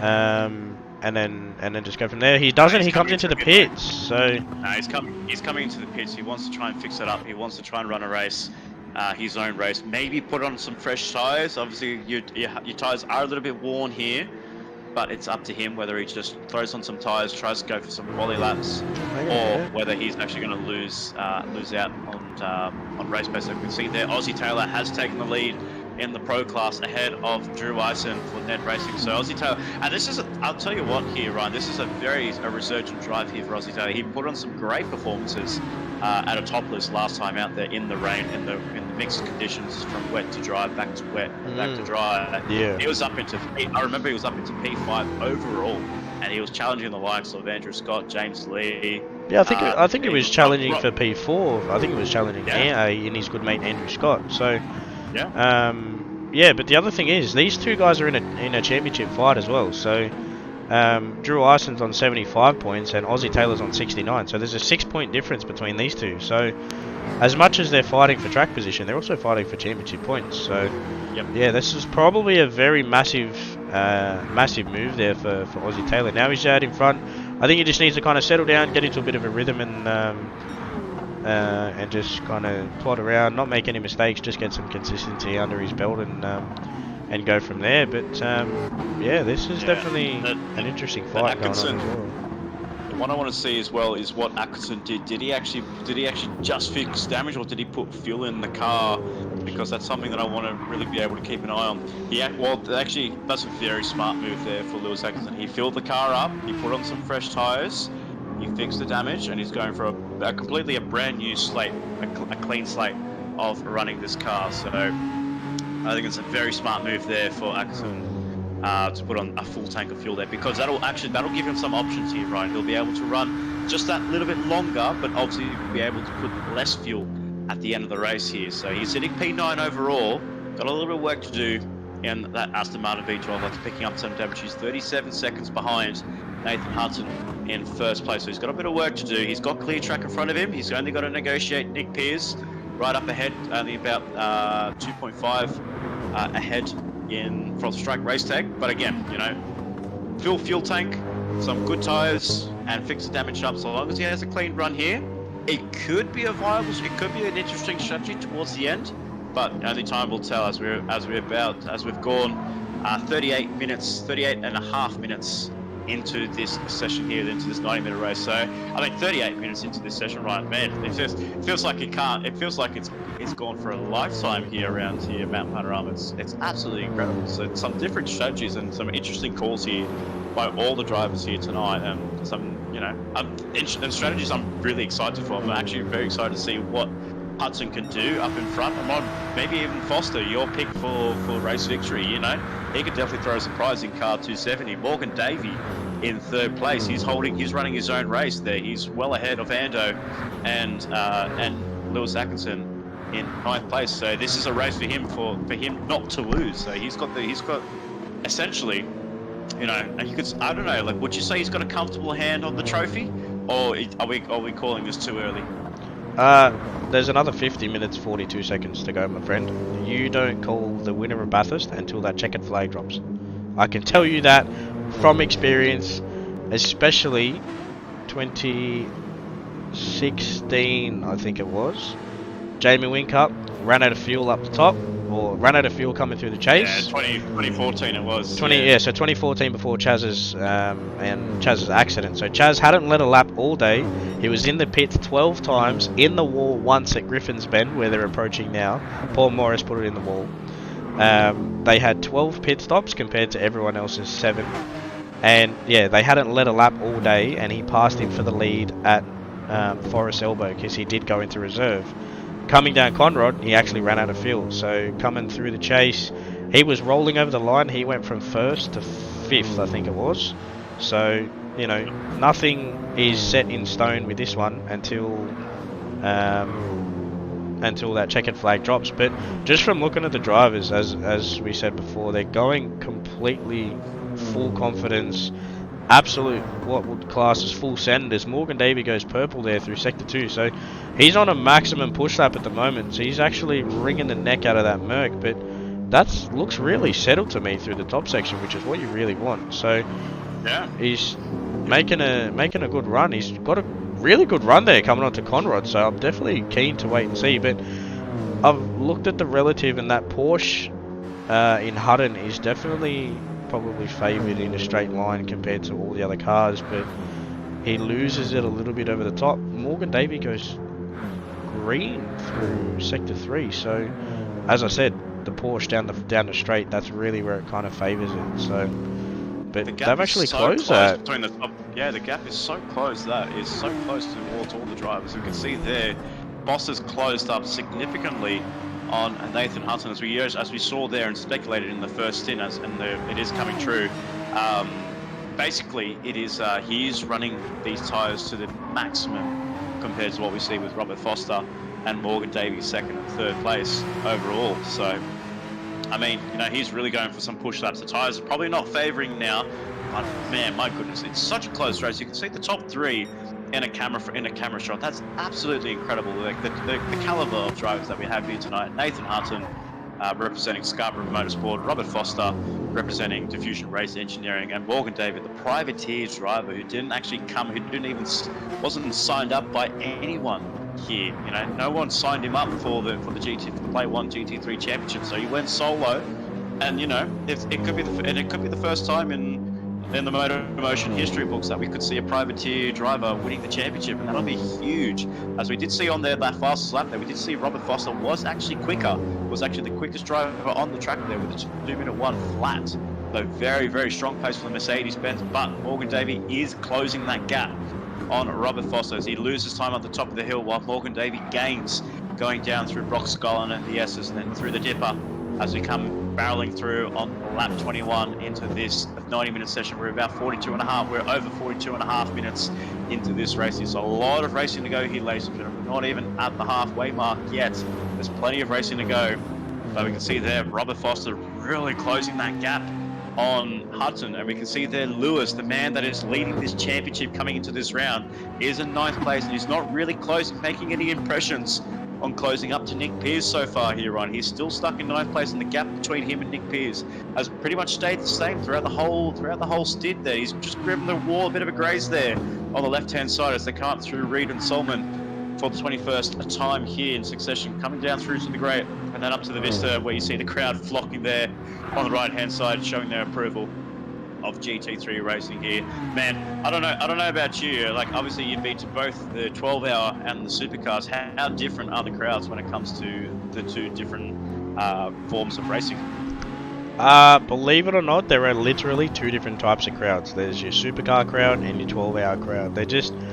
They're not comparable. Like, you know, I can say this and I can say that, and, you know, I can say to do this and that and how they're doing this and that, but the only really way to work out and see what the crowds are like is if you actually go there. But yeah, the crowds over the top over all events. You know, they've just allowed internationals back as well. So 2023 was the first race back that we had internationals for the 12-hour, and we had, I think it was 34 entries or something around that mark. So yeah, we had a lot of international people come over, and yeah, the crowd was a lot bigger than 2022, obviously due to COVID and COVID restrictions. We weren't allowed to do that, and the shuffling and whatnot. Obviously, when they had the 12-hour moved, it was in the middle of the GT World Challenge in, I think it was either Asia or Europe. So they were mid-season when the 12-hour happened, so they couldn't do it. So 12 hours back to normal. But yeah, the crowds are definitely two different types of crowd. But we see Von Juby here in for another pit stop, so he's just cracked the 45-minute mark. So I think he's probably going to go for a 3-stop as well in that Jaguar for WTC in that 117 there. So, you know, I don't know, the strategy call there, you know, go back to supercars at Townsville. You know, Chaz Mostert pulled a 3-stop and managing getting on the podium. Guys who won pulled a 2-stop, and he won the race. So, but he was getting hunted by Chaz. So, you know, the 3-stop can work, but for the 3-stop to work, you're going to need to put in those qualifying laps, and you have to put them in lap after lap after lap after lap. And, you know, at the moment, the only person... You'll be cooking the tyres a lot, but you know, that's the idea. Just to really if you're going for an aggressive strategy, you need to be aggressive on the track. You need to be able to push the cars to the absolute limit here. As we see, Peter McKenzie is down in last place, so where he started in qualifying compared to where he is right now, he's a little bit further down the order, so not where we want to be seeing Peter McKenzie for Scarborough Motorsport, where he's trying to help his team out in Scarborough Motorsport to get some crucial points for that team's championship. As we see Andrew Scott into the pit lane, as we did note that he did sure fill this stint, so he's definitely going for a 3-stop strategy around Mount Panorama here in his BMW M6 Gridline Racing 787. So filling up that tank there, 5 litres a second. Here's the drivers, is what they're getting, about 83 litres goes into his car, 93 litres rather, goes into his car there in car 787. So still out in P4. He basically hasn't lost the position here, so this could be a very good strategy call here for Ando. He's got clear track in front of him, he's got clear track behind him, so this is very crucial. And the most important thing as well, he's ahead of Lewis Atkinson, who's down in 8th place, is still not able to close up that much on Nick Pearce in 7th place here. So that strategy has not really worked out after copping damage there.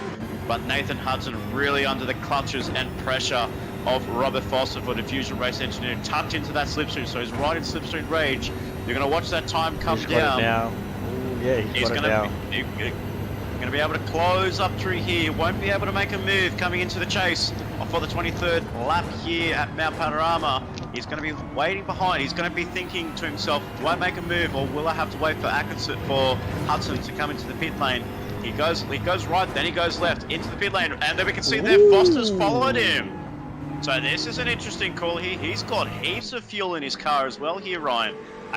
He can undercut him. Considerable amounts. He can undercut him in the stop.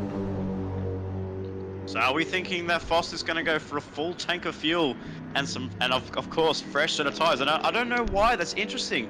Interesting call here. Do you follow the race lead? And you know, we see this in real world racing. Doesn't matter what your fuel numbers are, how your tire life is. If the car ahead of you pits and you're right in the clutches of them, you pit as well. Yeah, well, the other thing is here, he's got less fuel. He had less fuel in the car before Hutton came in, so he may or may not come out in front. So and it looks like he's come out in front. We can see Hudson is exiting the pit lane now. We can see Foster exiting the pit lane. Foster takes over 2nd place from Nathan Hudson. So a strategy call that's worked perfectly for Diffusion Race Engineering is up into P2 overall, which could potentially be P1 at the once Morgan Davey makes his pit stop. Aussie Hypnotic and I believe there Drew Eisen in 5th and 6th place, down and banking their pit stops on low fuel numbers there We'll see if Nick Pearce comes into the pit lane shortly. I don't think he's going to come into the pit lane yet. He comes through across the start-finish line up into P5, and then we have Lewis, who's now finally closing up to Nick Pearce for the battle for P5 there. So it's a very strong performance here by Strike Racetech, but my goodness, I'm still in awe about that strategy call there by Foster. You know, I think he's done, I would like to say he's done a fantastic call there, undercutting Hudson. But do you think that was a viable strategy though? Do you think that was the right call?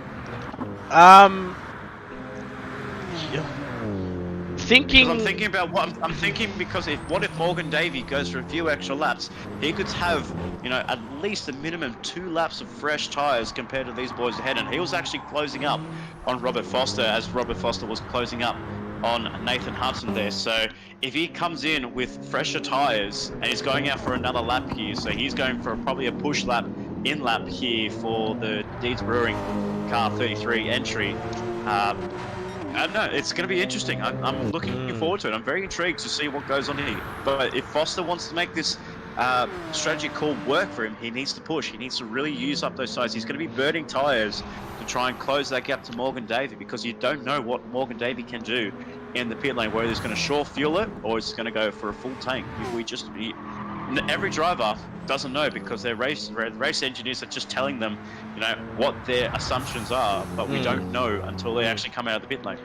Well, theoretically, if you look at it, Morgan Davey, I think lasted, I think it was about 32 or 34 minutes roughly on that first stint.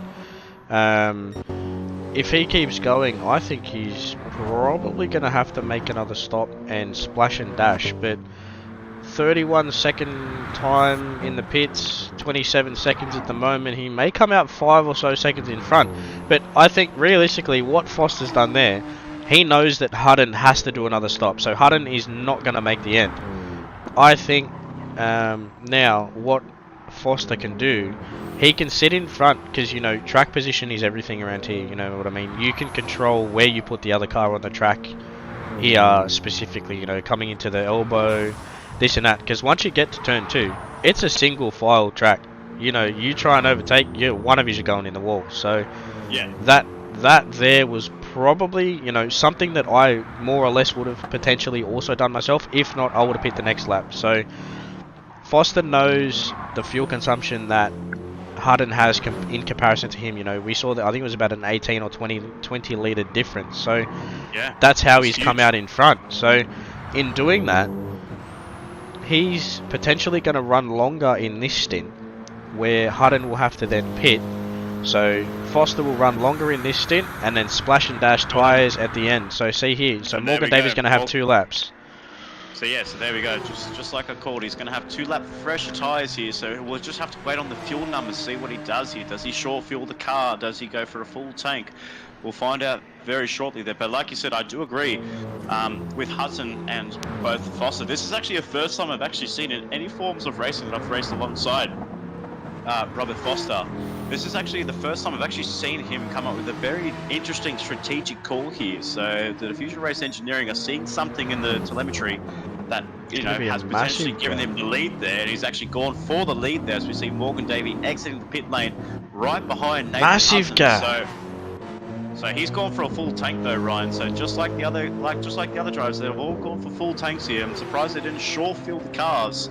You know, it's just I think, you know what, I have a feeling what Morgan Davey just did there, I mean, this is just my only opinion, I think he should have just short fueled the car there towards, just to, you know, get track position. I have a feeling that because he spent a little bit more time in the pit lane and he's well down the order, he's 4.7 behind Robert Foster.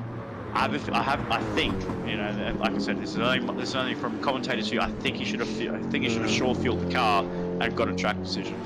Yeah, well, you know, it's the old thing, you know, we're commentators, we're sitting in the box, we're just watching the cars go around, we're not in there, you know, we're just making assumptions on, you know, time left, you know, fuel consumption, tyres, this and that. Well, you know, we're just making all predictions, but at the end of the day, our predictions can totally and completely utterly go in the bin. But, you know, I think I am probably with you on that one, Morgan Davey. He should have potentially short fueled, put roughly probably, I don't know, maybe 80 litres or so of fuel in the car. Use that lighter fuel load to close the gap. Yeah. and at least be ahead of Nathan Hudson, because I think that's his battle. I don't think it's with Hudson. I think his battle is with Robert Foster, because he's been sitting behind that BMW M6 rear wing for the majority of the race. He's now sitting behind he's going to be sitting behind a Porsche 911 for the first time in this race. And while Robert Foster pulls away, but like I said, this strategy call that Robert Foster's got for Diffusion Race Engineering, I think this is going to be one of his. It could potentially be one of his smartest calls here in MotorMotion E-Series, and a potential race-winning strategy call here. You know, getting the gap, coming into at the same time that Nathan Hudson did in that Porsche. But you know, what do we do with Nathan Hudson though? This could be an interesting thing here. Will Hudson play the strategy game? Will he actually be able to go for a slower lap? Will he be able to, you know, calm the car down, maybe go for some fuel saving? But as I say that, he just goes purple on that lap there, so he's just matching what Robert Foster can do.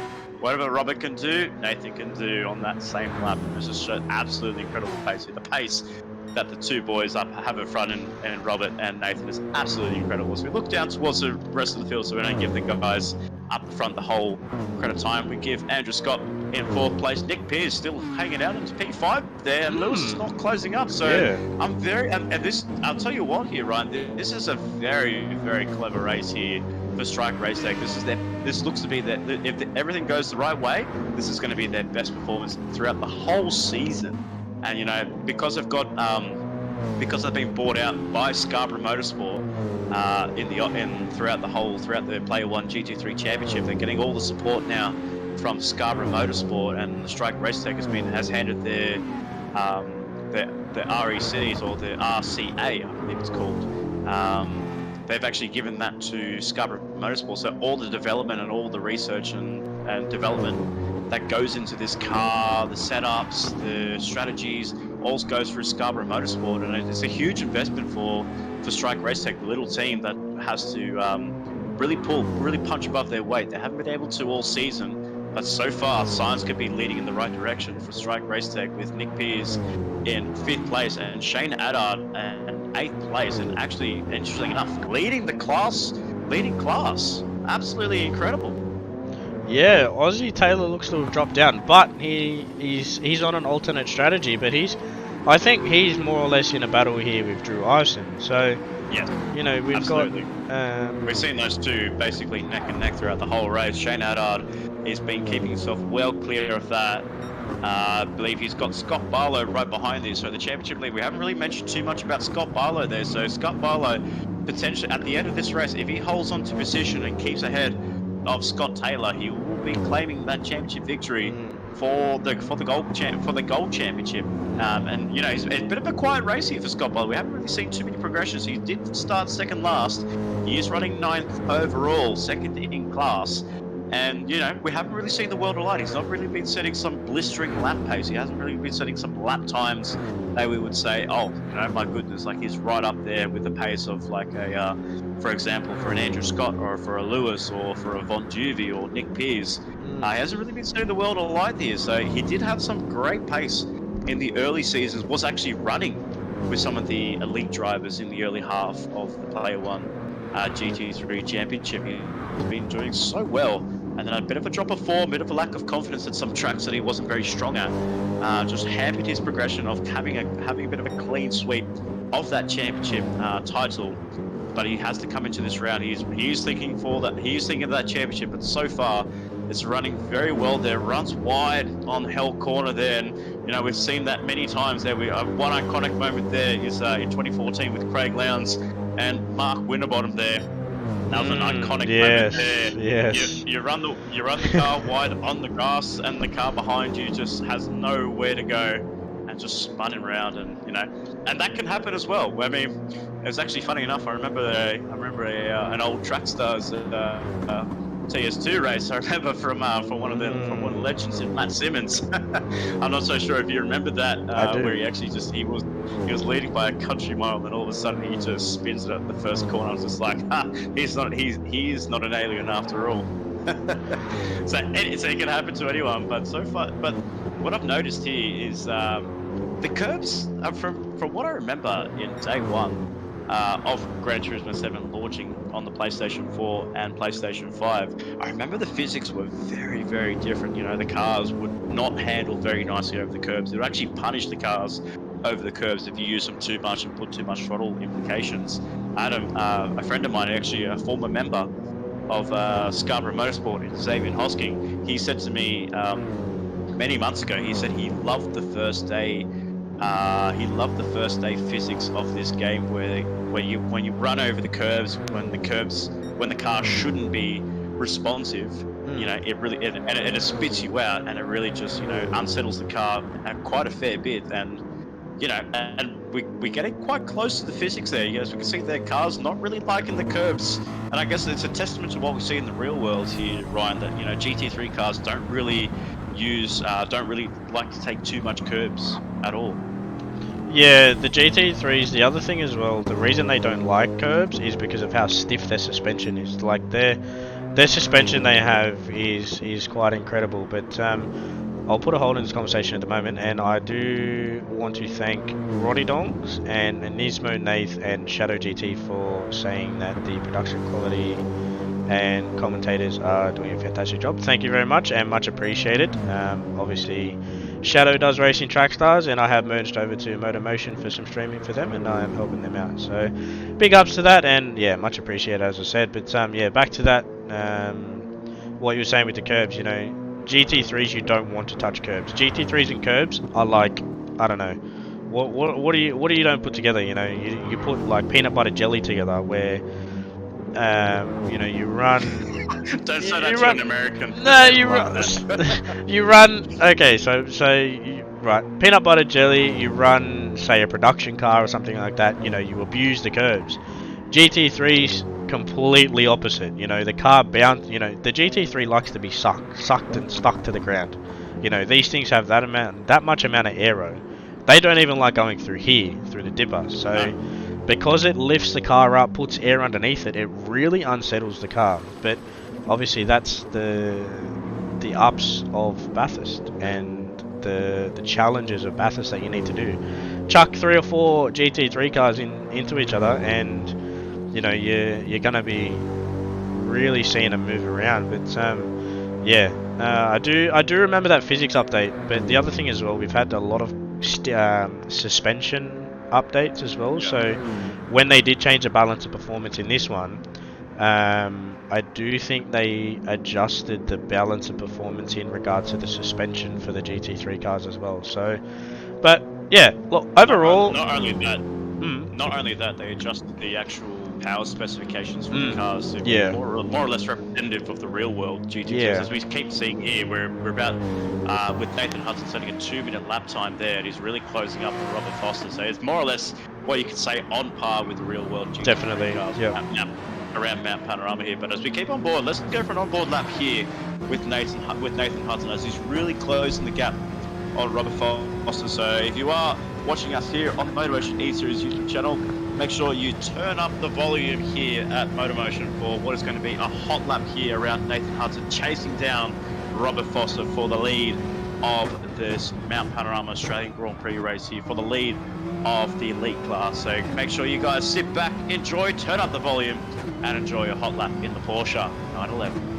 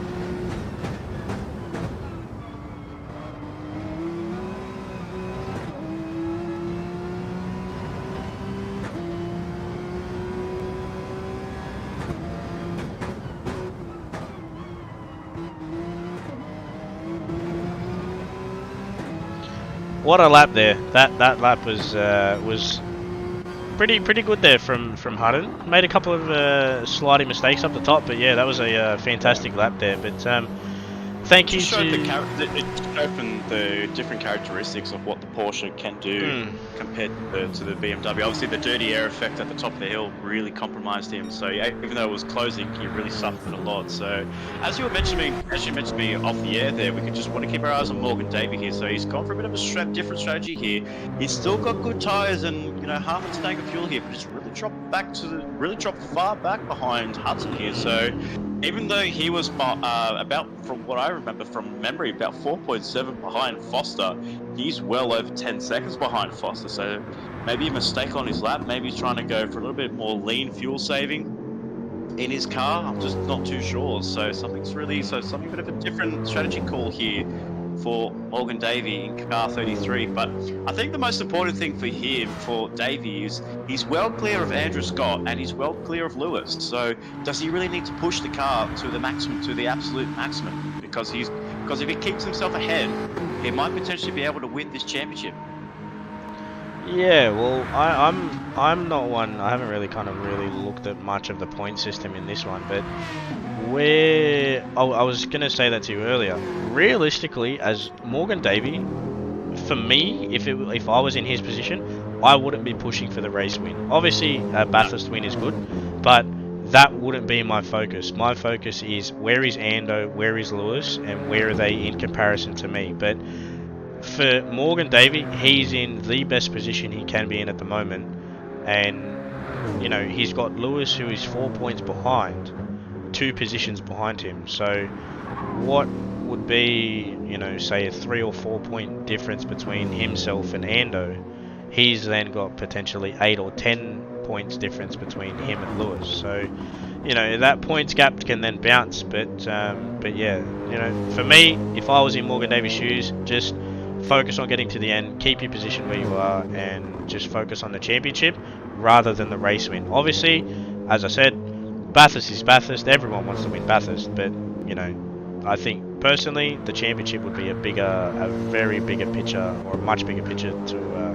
to me. And I know that obviously you being a previous championship winner as well, and everyone else. So yeah, it's definitely as I said, for me that would be what I'll be focusing on. Let Hutton and Foster go at this battle all day, every day.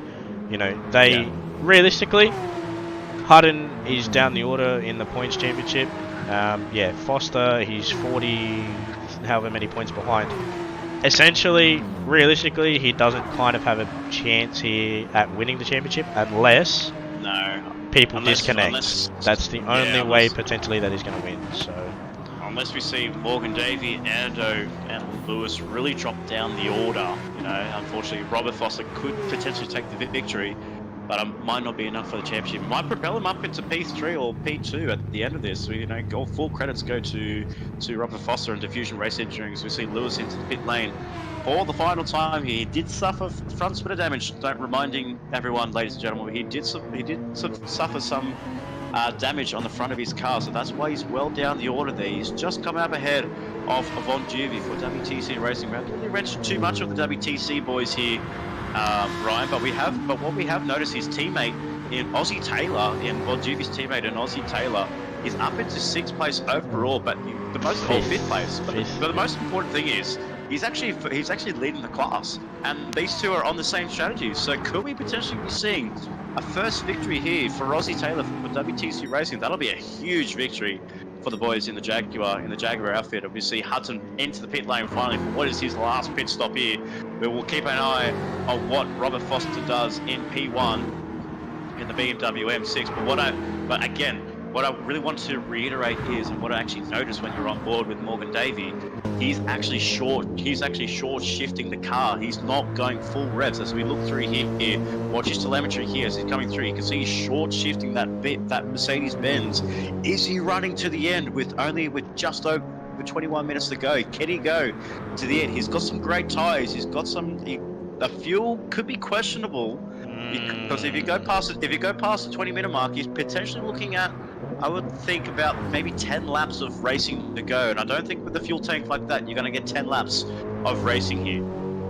Yeah, I don't think that either. That's definitely a good point there. You know, he's gone. Oh, what's he sitting on? He's sitting on about 32% of fuel there. Just probably dropped down to 30. You know, as much as you're short shifting, I don't think he's going to make it to the end. Tires, that'd be tight as well. But yeah, as I said, he may have to go for a bit of a splash and dash here, and that in relation to where Hutton is, I think Hutton may get back into P2, but I just want to keep an eye on where Foster is, and if he does pit this lap or next lap. So he's getting lower on fuel. He had about a 1.5 second gap between himself and Hutton, but he's that's definitely going to be interesting. I think he will need to respond. Yeah, for sure, and especially now he's coming into the back of lap traffic as well. You don't want to be stuck behind, so he's coming up the to the back there of Sir Ditz. He's actually let him pass. Very nice work there.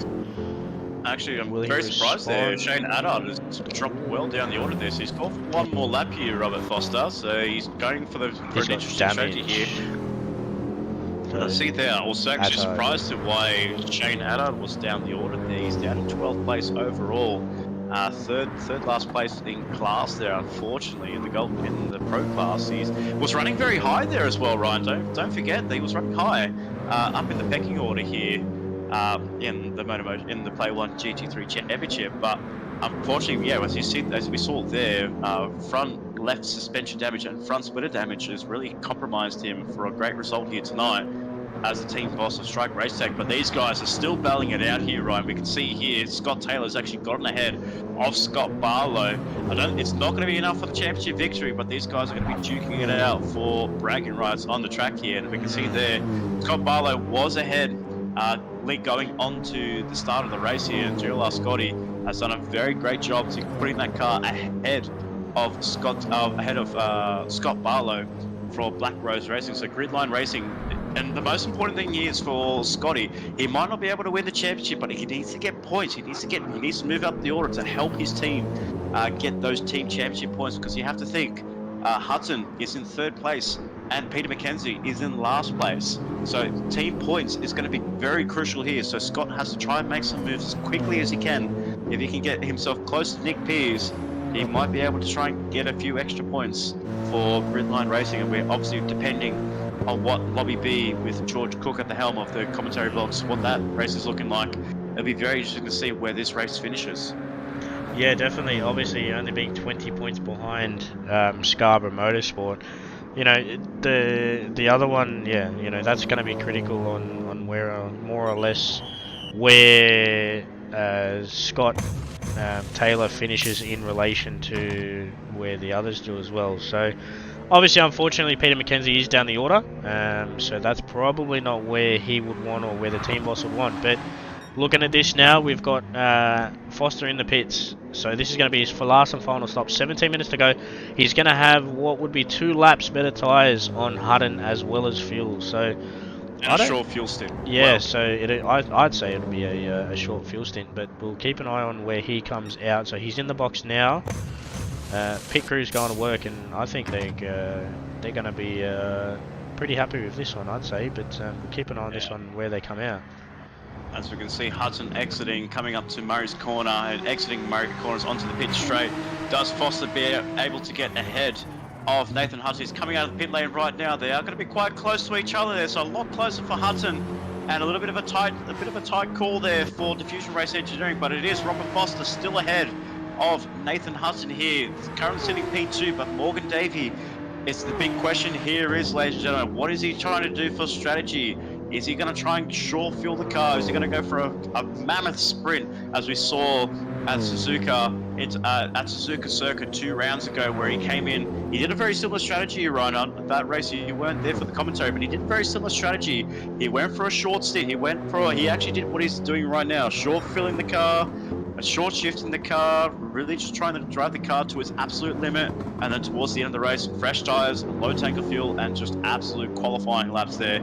And he got right up to the back of the race winner in Lewis Atkinson and Andrew Scott there. It was a very close race. It was only 7/10 covering the top 3, so potentially he might be going for something similar, but we'll wait and see what his strategy is as we see Aussie Taylor into the pit lane for what is the final time here for WTC Racing. He's racing Drew Eisen for the lead in the pro class for this victory here at Mount Panorama. Drew Ison's coming towards Murray Corner for the 35th time. A lot of racing laps here done around this track here, Ryan.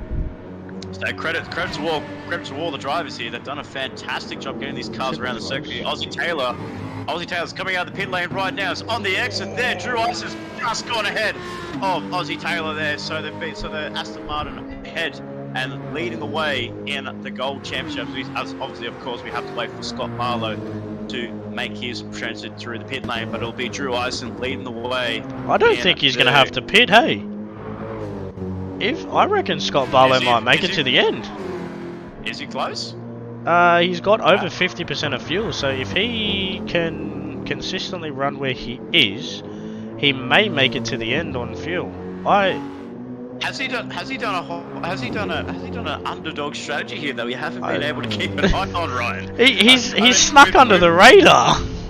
Oh my goodness, I did not see this at all here, ladies and gentlemen. If you saw anything like this, if you guys can recalculate of what we've seen with Scott Barlow, do let us know in the comments below. But my goodness, if Scott Barlow can do this, I think this will be a hoist of the century. This will be like the pinnacle of winning Mount Panorama. Strategy and perfection and patience. Yeah. And flying our moderator here, just like we saw, like you said, with Chaz Mostert having the Bathurst 1000 in 2014, even as well with I believe is Will Davison and Jonathan Webb in 2016. So yeah. a lot of conundrums here. But as we can see here, we can see Hudson has now gone ahead of Robert Foster there. So obviously a mistake there for Robert Foster on the previous lap, but they are still in close quarters between the BMW and the Porsche 911 driver in Hudson in the Porsche and Robert Foster in the BMW N6. They're very close to each other.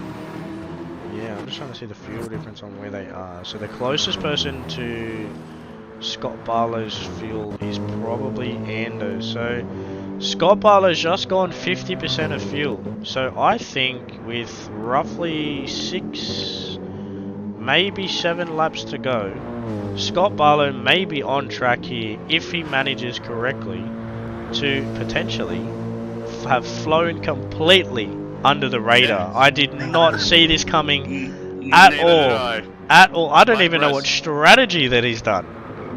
No, we'll have to look back in the replay to see what he did there, but that is a strategy that's flown under the radar there, from second last on the grid to potentially winning in pro class. That'll be an absolute awesome effort there, as we see Morgan Davey in the pit lane for the last time here. He's going for a short fuel stint there. He's gone for about 70 odd litres there, so maybe, I don't know, like obviously looking at about, what are you looking at, about 7 more laps around here around the circuit of the 6.213 kilometre circuit. 7 more laps, I'd say 7, yeah, being at 2 minutes to... Yeah, so...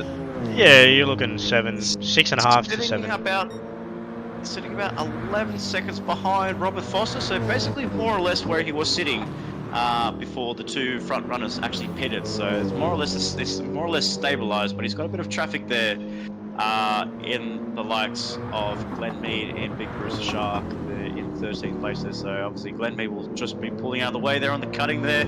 Very sketchy there. You have to really turn in, so it's just really not, because the natural racing line is to really push the car onto the right hand side here, Ryan. So, you know, obviously, as we do say around Mount Panorama, around the top of the hill, it's all one-way traffic. There's no chance of opportunity for making an overtake, unless, you know, obviously, of course, someone clobbers the outside barrier on the right hand side going up to McPhillamy.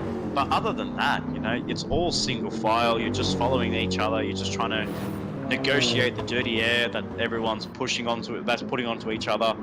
And I guess in a way, it is very tricky. Like you could definitely say, even for GT3 real life GT3 drivers and supercar drivers, they really find it very tricky to follow each other. But hopefully, you know, with these Gen 3 supercars that's coming through in 2023, that'll be very interesting to see how these cars follow. And actually, speaking of the next gen GT3, next gen of supercars, will be bringing back, ladies and gentlemen, the Surefire Supercar Series for Season 2 in the MotorMotion E-Series Championship. We'll be bringing back the Camaro versus Mustang, where we brought the series well before the supercars in real life made their debut on the streets of Newcastle for the Newcastle 500.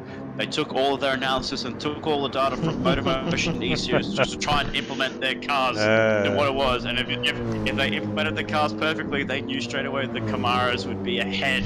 And so far, it has been the case. Season 1 saw all the Camaros dominating in both Brock Lobby and Johnson Lobby, but will the Ford Mustang, just like we saw last weekend with Anton De Pasquale taking a great victory at the streets of Townsville, will we be able to see the Ford Mustang be up on the top and supreme and take victory and make their way into victory lane here in MotorMotion E-Series? Tune in for the Surefire Supercar Series. It'll be broadcasted to you on the 8th in August of season 2023. But so far, we are focusing on the last round here of the Player1 GT3 Championship. So we'll run through the order for what could be the potential last time here. As we see Nathan Hutton drifting through the dipper there. My goodness, how is he holding onto his tyres there? How have they not worn out so much?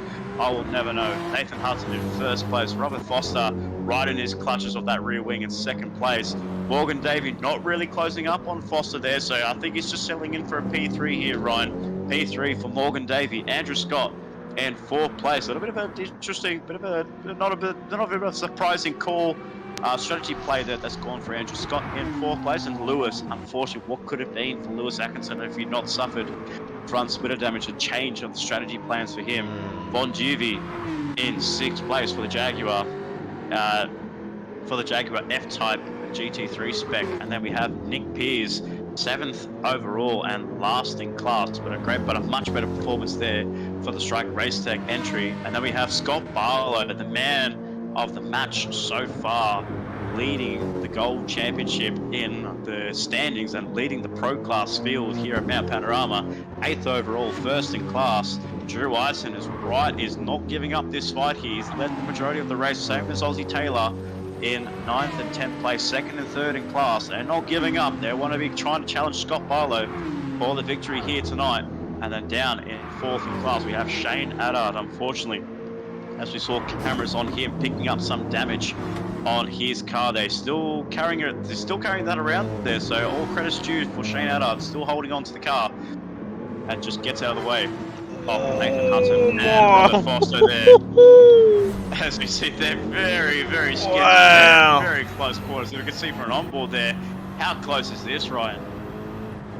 Oh, that's a lot close. Oh. That's very close for comfort there. Wow. Whew. Yeah. That scared me, and I was up here.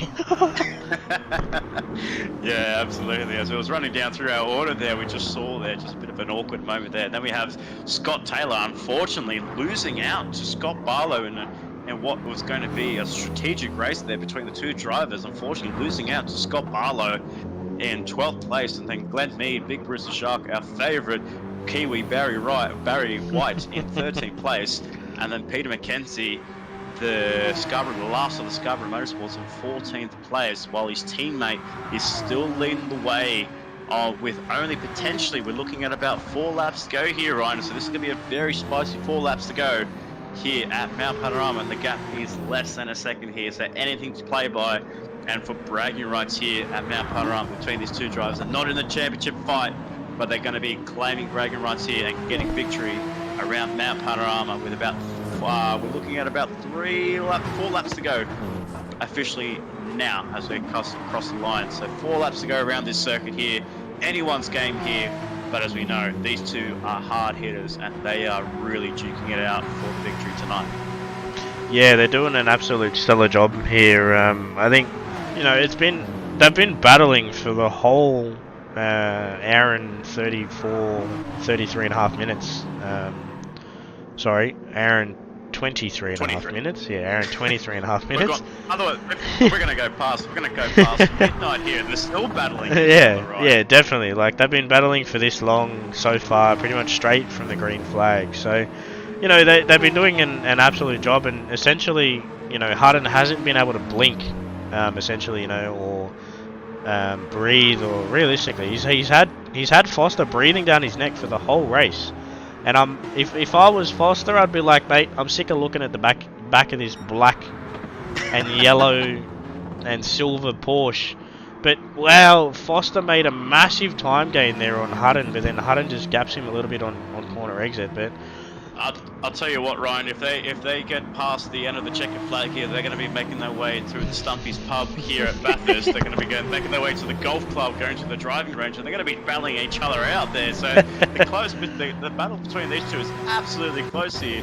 Put themselves on a race car. They're going to be battling it out for the lead. Put them in pool queues. They're going to be battling each other out on the pool table. And then put them with golf clubs. They'll be battling it out to see who can go the furthest in the driving range there. But these two are absolutely close quarters with only 3 laps to go here at Mount Panorama. We can see there, Robert Foster really squirrely there on the edge there, really wringing the neck out of his car there. But I will say he's got better tyres, Ryan. He's got much cleaner tyres. He's got the fuel. He's got the tyre advantage over Hudson there. We did see there the Porsches really do wear out their tyres a lot around this circuit here. He's going to suffer a lot, especially coming down the hill. yeah, definitely. And I think it's going to be really close on tyres here. I think Foster's probably in the better point of view with tyres, where Hutton has about 55%. Sorry to cut you. Sorry to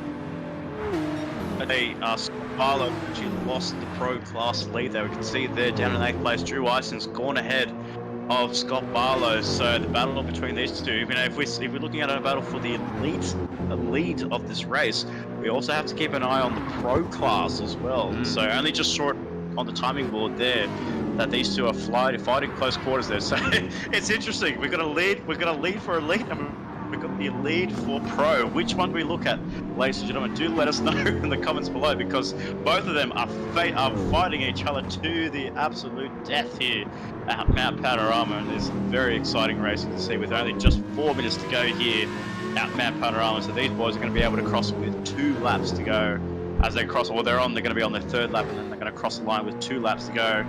But where do we look, right? There's 2 battles going on for the lead of the race. This is absolutely incredible here at MotorMotion. Yeah, it's definitely been an incredible race here, but I think Scott Barlow's currently got 2 races going on. He's racing Drew Ison, for the lead in Pro Class, but he's also racing himself against fuel. So yes. I've been kind of keeping an eye on him, and he's been really short shifting that car. So I think he's just trying to plod along and get to the end here and kind of cement that championship. Obviously, you know, Scott Barlow's a championship leader. Morgan Davies a championship leader as well. So Morgan is kind of settled into a rhythm now, which is going really good. But we've got Ellie Foster in chat saying, so Morgs and Lewis on the same amount of points after this, or am I calculating wrong? Look, I'd love to say yes or no, but unfortunately I don't do any of the points, so I don't know how the point system works. It is double points for this round as well, so look. It is double points, so yeah. I think, I have a feeling that if Morgan Davey finishes where he is right now, and Lewis finishes in 5th place, we have a feeling that Morgan Davey will seal up the championship here tonight. Just. Only by a few points, so it is double points. It's going to be very close here between the boys up in the Deeds Brewing 33 Mercedes-Benz AMG. As we look toward, and you've got to think about the team's points as well. Like as they're getting points here from Kez Audio.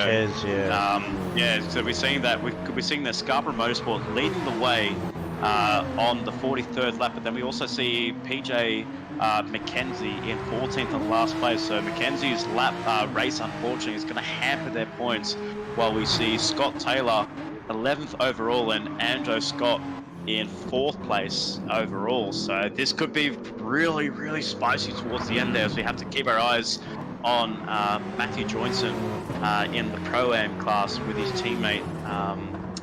I can't remember from memory who his teammate is, but Scarborough. So you've got Johnson and Scarborough, and then Peter McKenzie. Oh yeah, Dylan Scarborough, of course. Yeah. Of course, the main man, the head honcho of Scarborough. So you've got Scarborough and Johnson in the B lobby over there with Jeff Cooke, and then you've got Hutton and McKenzie here. But then in the grid line, you've got Andrew Scott and Scott Taylor, and then in the B lobby, you've got Jeff Broom and Rushton. So depending where those two finish for each team in the B lobby also depends on where the teams finish, but they've gone 1 minute and 1 minute to go, so that'll actually cross over. So they're crossing over now for the final lap here. So this hour-and-a-half race, I think it's going to come down to the wire, and if Foster can get to the back of Hutton here, you know, can he get a run down Conrad? At the moment, I don't think the BMW is very strong in a straight line. As you can see, he's making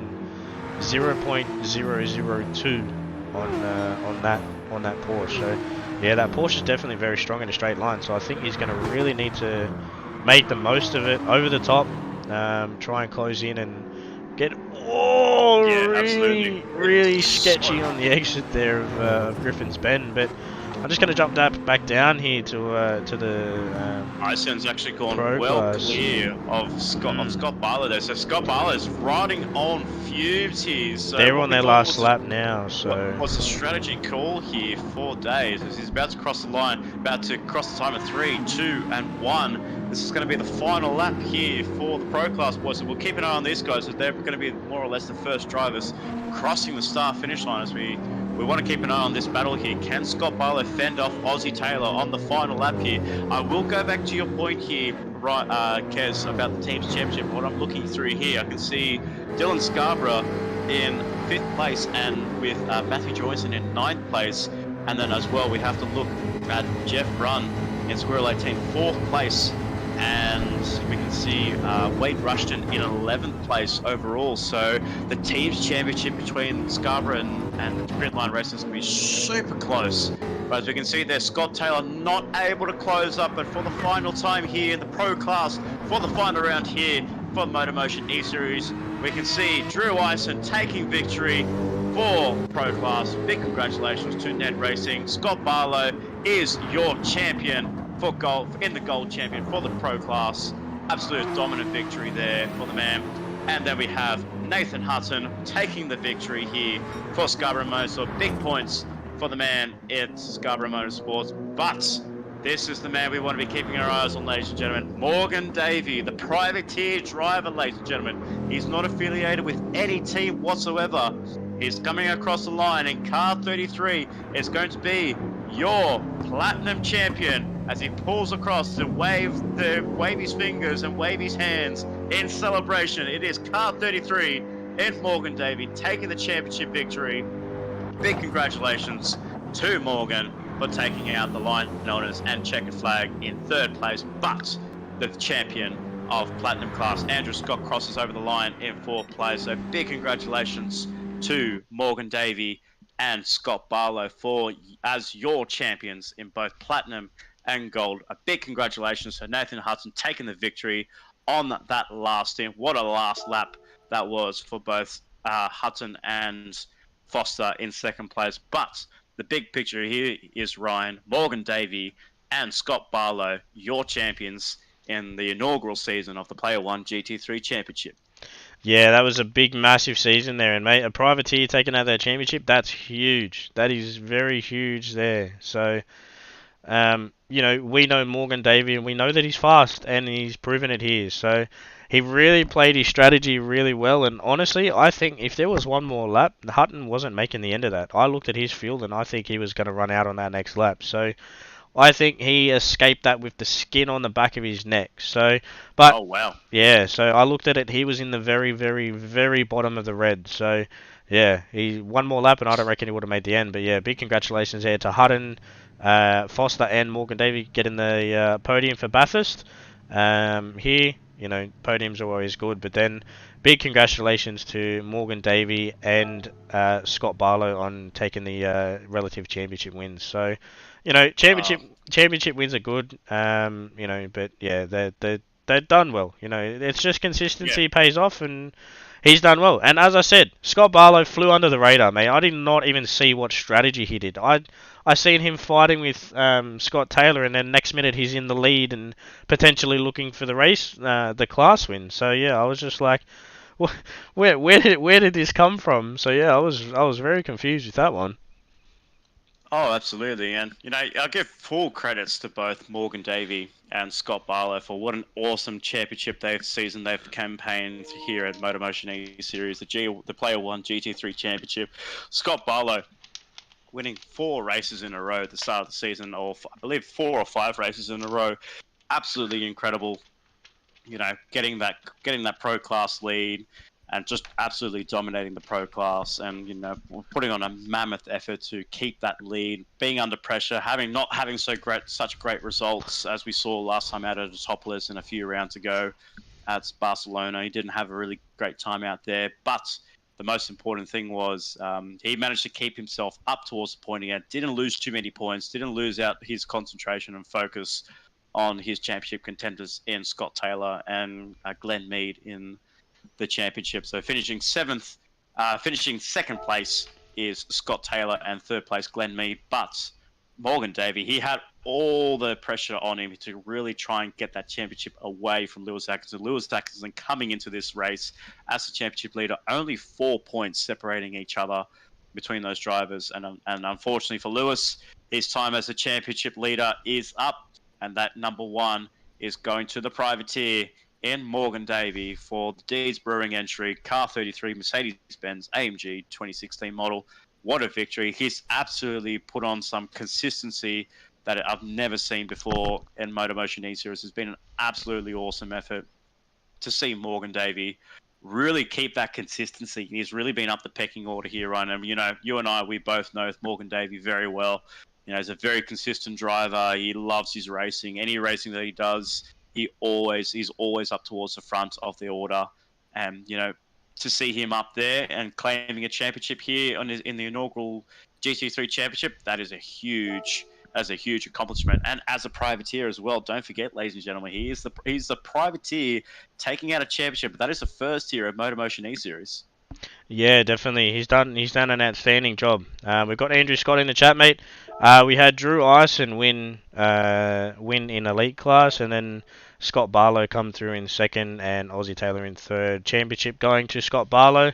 But it was very close between Drew Ison and Scott Barlow at the end there. But Scott was just battling, as I said, he was battling himself plus fuel and Drew Ison. But yeah, he was down the order very early on. I did not expect him to come through there, and yeah, as I said, he played a massive strategy call, and Black Rose Racing, obviously either had Jimmy there or they had someone in there and told him to do this, and he just goes, yep, no worries, done, comes into the pits when they told him to, and off with his way he went. So yeah, he's done a solid job there, and yeah, big congratulations to all the drivers, and yeah, fingers crossed on the teams too.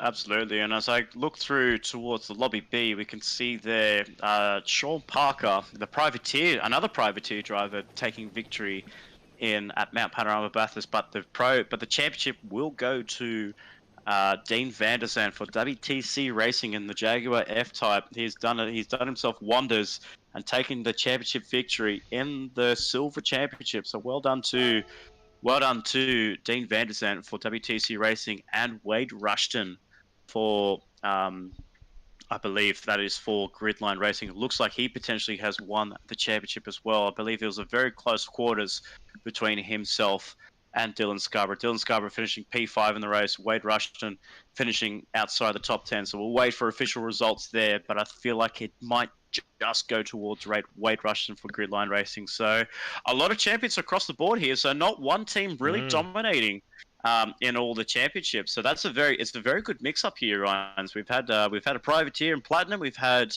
Black Rose Racing for the gold. We've had WTC Racing for the silver, and potentially for the amateur class and the bronze championship, it could go to Gridline Racing. So a very good mix of caliber drivers here that we have here at MotorMotion.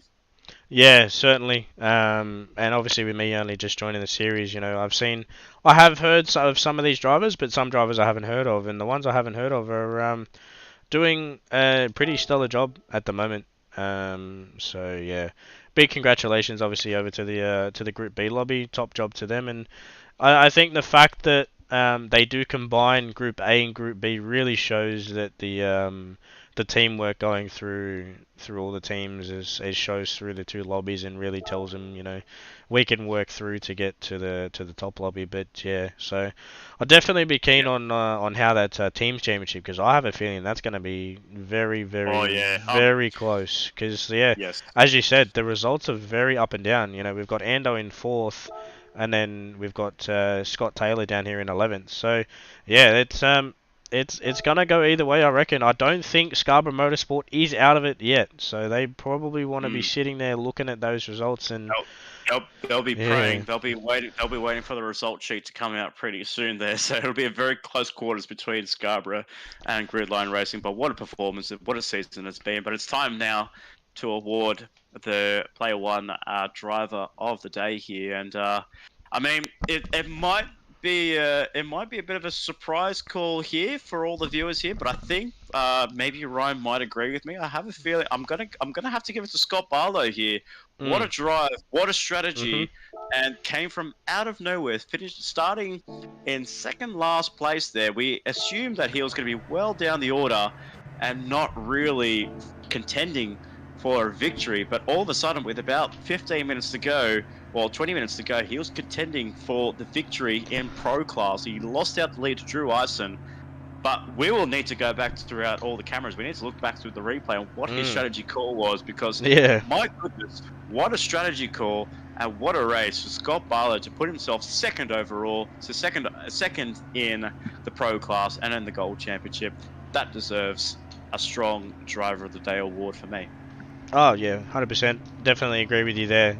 Mine was going to go to Foster, but seeing that strategy call there and what Scott Barlow did, yeah, that takes my Driver of the Day. You know, you said it all. I don't really have much else to say. So, yeah, no, that's top job there, and you know, top job by everyone. I think if Foster got the win, I think that would have been a very strong candidate for Driver of the Day. But hey, I will give my full credits to Robert Foster for what has been an awesome, outstanding race. Unfortunately, not able to take his first victory here at MotorMotion E-Series. He was very close to winning at Barcelona, where he almost took the victory away on dead rubber tyres, and unfortunately lost the win to Xavier Hosking for Scarborough Motorsport. And you know, I'm very unfortunate to have lost the lead here at Mount Panorama. You know, as we said, a victory here at Mount Panorama is sweet, and to claim bragging rights is an absolute honour. Yeah, definitely. I think we've said it previously. To win at Bathurst is something else, you know. You see all the drivers and saying, oh, you know, I can't win a championship. What's my next thing on the radar? I'm gonna win Bathurst. So, you know, 1,000 kilometers around here. It's a long race, and you know they're all excited for it. But no, it was a good race. Kept exciting. I think it was just, you know, there was never really a dull moment in the race at all. But yeah, big ups to everyone, and big thanks to everyone behind the scenes. You know, they definitely made my life 1,000 times easier. Progressing over, you know, any questions I had, they answered them, and all the graphics and everything that Jeff puts together and everything. It's just fantastic, and you know, I can't thank them enough, and obviously can't thank you enough, mate. Wherever we go together, everyone just says it's just a great thing, you know. And that flick back 2.5 years, I was never a commentator in my life, and now look at me, you know, I'm commentating all of Trackstar stuff and now MotorMotion stuff, and you know, doing it as we can. But no, it's done. No, very good job, and yeah, MotorMotion puts on a outstanding performance there. But NIF at the moment, we're not too sure. It's going to be very close between Scarborough and Gridline. So I as I said, I don't know what the points tally is like, but yeah, we're gonna keep an eye on that one when the results do come out. But yeah, it's going to be very close. So keep an eye on that one. But yeah, until then, mate, I think we need to go and have a beer at the pub. We'll go to Stumpy's, that's for sure. It's not too far up the road, so we'll go there for a drink. We'll celebrate with the Deeds Brewing entry. Hopefully they've brought all their Deeds Brewing craft beers all the way up to Mount Panorama. Sure.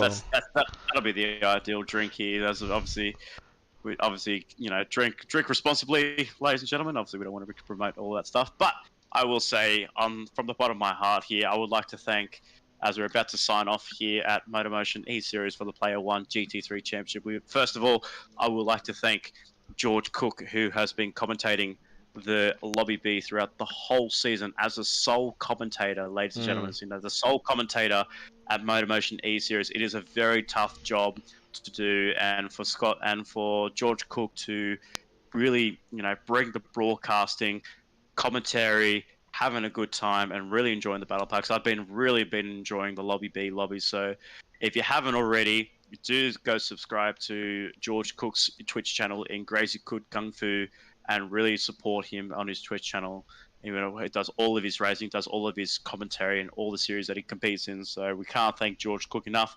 And also we have to give a big praise and a big honorable mention to Joel Austin, who was our first half commentator here at MotorMotion E-Series, bringing you all the broadcasting while I was away overseas and bringing you all the action of the Player1 GT3 Championship. So if it wasn't for Joel Austin, we would not have had any of this broadcasting at all here at MotorMotion E-Series. So we do like to give a big praise to Joel Austin and a big congratulations to him for bringing his for raising a young family that he's got, that he's having to take some time off. So all good luck and all the best for you with your young family, and hopefully we get to see you back in the commentary box. And as well to my good friend and good colleague in Ryan Palmer.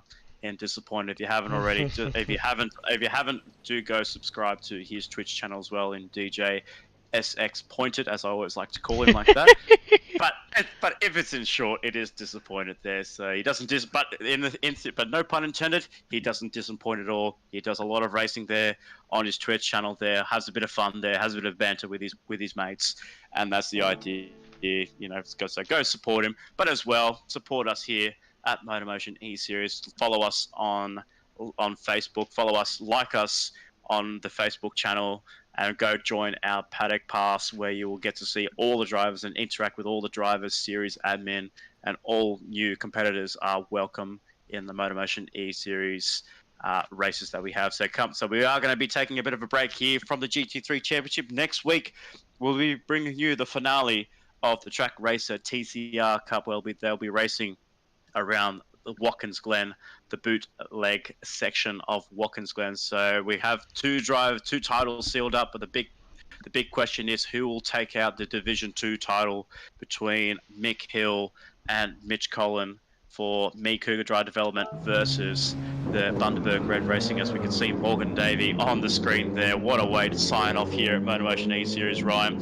Thank you so much for tuning in here at MotorMotion. I'd like to give a big congratulations and a big ups to our broadcast team with Ryan Palmer bringing the stream and commentary here tonight, as well as the series admin at MotorMotion E-Series in Scott Taylor, Dylan Scarborough, and Jeff Brunn for bringing us all of what you see in the background here is not possible without these guys, and it's been an absolute pleasure to be part of the commentary team here and helping these guys out at what is a fast growing Australian League series here on Gran Turismo 7. So for now, thank you so much. Big congratulations to Morgan Davey winning the Platinum Championship and Scott Barlow taking out the Gold Championship. But that is it. That is us for us. That is us for tonight here at MotorMotion. Thank you so much for tuning in for the finale here at Mount Panorama Bathurst. Thanks to Ryan Palmer for bringing us a stream here tonight and being the expert analysis that we have at Mount Panorama. I've loved your voice. I've loved your commentary here around here. And without you, mate, you know, we've always had a great duo. We've been a great duo here in the commentary. Anywhere we go, we've always seemed to have some great knowledge here. And with your Bathurst knowledge, it is absolutely a privilege to be alongside you in the commentary box. But for now, thank you so much for tuning in for MotorMotion E-Series. Like and subscribe here at MotorMotion's E-Series YouTube channel. Thank you so much for what has been an awesome season in the Player1 GT3 Championship. And we'll catch you guys for the next time for the Track Racer TCR Cup. But for the GT3 Championship, we'll see you guys very soon for the Supercars, Surefire Supercars, as well as many other series coming along MotorMotion. So if you want to follow us everywhere. I'm rambling on for too long. We're gonna have a bit. We have to go to Stumpy's, Ryan. We do. We're gonna go, mate. Put that microphone down and let's get out of here, my friend. Let's go. The sun is setting, and we need some drinks. So we're gonna celebrate with Morgan Davey and Scott Barlow. But we are very excited. But thank you guys, and we'll catch you guys next time on MotorMotion E-Series.